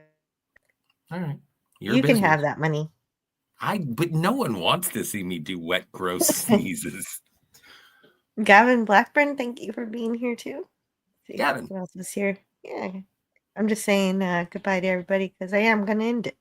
And Rob Wright, Gen X Pop Culture, also thank you for the birthday present. I'm glad you're here. Yeah. Oh, DJ Odyssey says I'm old enough to remember back when SIGs had commercials. And he also says that's BS. The Flintstones were marketed to families back in the day. It was a primetime show just like the Simpsons and Futurama. Yeah, you could all sit around the television set and smoke Winston cigarettes. True. Yeah, fewer people went outside to smoke back then. Oh, remember when I could smoke inside? It was such a glorious time. Oh, yes, I do remember that. I And know. I loved it. Tony, I'm so glad to hear you're away from that condemned apartment that was falling apart. Oh, and that was flooded, so you no longer have to swim. You know what? I lived in a basement apartment once, and my basement flooded, and I had to take my 11 cats and put them in one pillowcase and then throw them into a river and say No. goodbye Oh, well, no, forever. that's the good news, Scotty, is that did not happen. Tony was able to find good homes for all of his cats. And Yeah, but I didn't so like my cats, so it was it's also actually kind of fun shoving kittens you into a didn't pillowcase you and then did not throwing them into a pond. you did not do that, Scotty. You did not do that. It didn't happen. Okay. But it's also sad news because he doesn't get to be with his cats. But at least the cats didn't end up in a shelter. Or a pillowcase. Or, yeah. Well, there you go. Kimberly Anhart, thank you for hanging out. And also, thanks to Fleet Admiral Levi. He really loves this movie. I'm so glad that you sort of And reintroduced Richard when Luca. you said that this was one of Yeah. your childhood favorites and you hadn't seen it since you were a wee baby. And then you were like, let's watch this. And I had seen it and I was like, I am so into watching this again just to find out if it holds up. And it does. Like, this is so good. Like, not so good. It's a 4 out of 10, but it is so nice to revisit it. Oh, and DJ Ronnie G gave me a present. He gave me my favorite starship. Oh, I can't highlight it for some reason. Oh, because I can't highlight it because YouTube decided that I had to approve it. But there it is, right here. You can see it here. Where? He made me the Enterprise right here. This one. Can't see it. Can I see it? I don't know. You can look at the screen. You can see it. I have a highlight. I'm on StreamYards. I don't have a YouTube. You're not looking at the screen? How did you know what? I'm looking at the StreamYards situation, but I'm not looking at the YouTube presentation. Okay. How did you see the movie slides? How did you see the movie slides if you can't see the chat? Do you really want to spend the rest of this stream arguing about what I couldn't achieve? No, I guess not. Great. Let's go. It's an ASCII Enterprise. Oh, I love ASCII Enterprises. Me too. Anyhow, did Scotty invent the catapult? Yes. Says D. Odyssey. Just to get cats farther away from me. I swear, I thought they could fly. Damn it. That is, yes. They said that they would land on their feet. That's what I should have said. That's what I heard. Yes, and thanks for being here, Real Wade Nation Gaming. Yes. Go I'm subscribe. just scrolling through to see who was here. Of course, Booger. Booger. Right.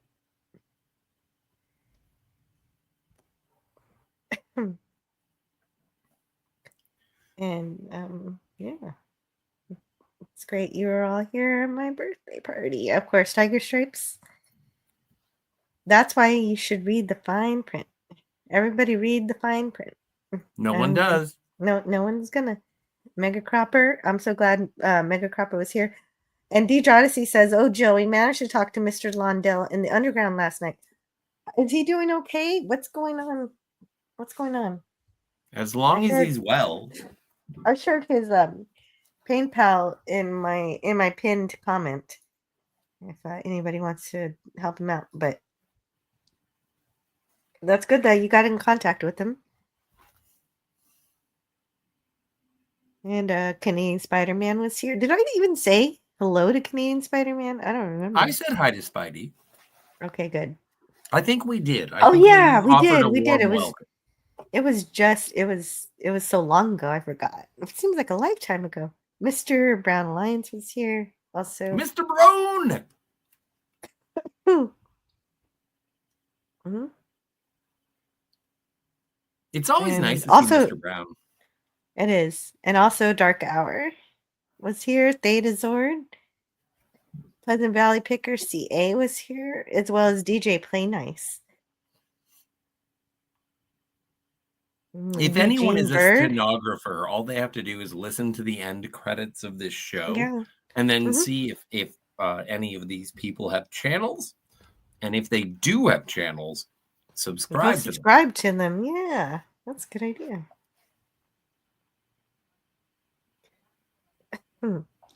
Wes Like- Cagle, I think I said him already.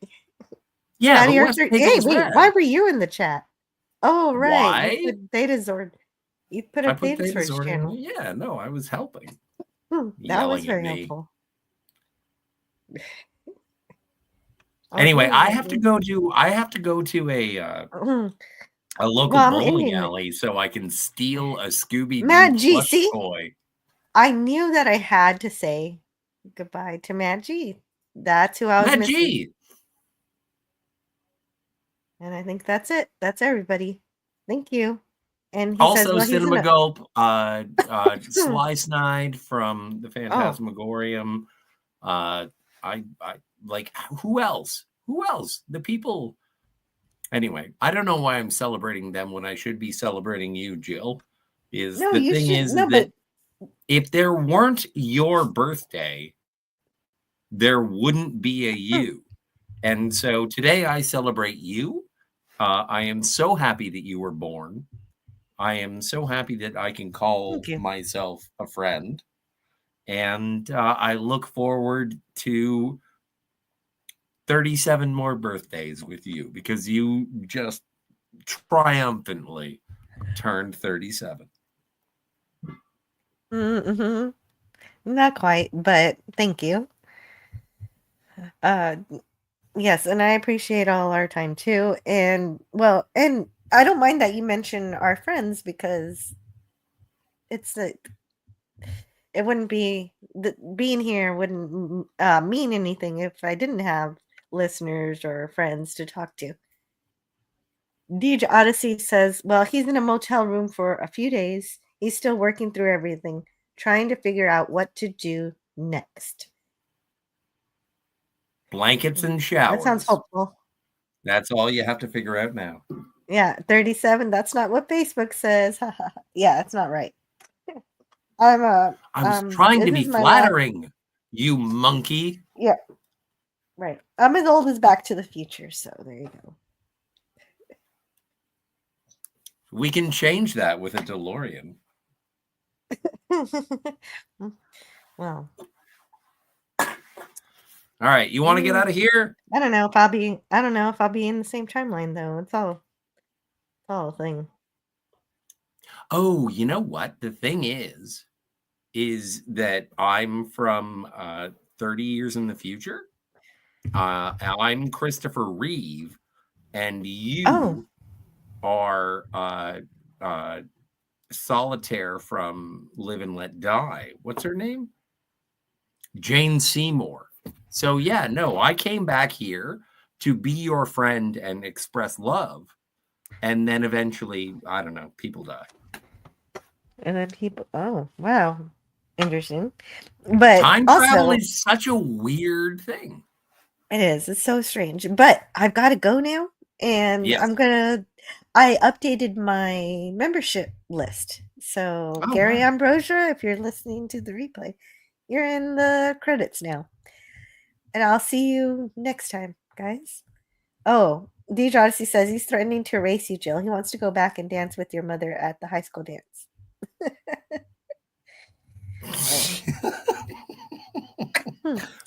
Yes. Oh. Not if I get there first. Wow. I don't know what that means. I don't even know what that means either. The implications of Can this we close out? cannot be explored. Yeah.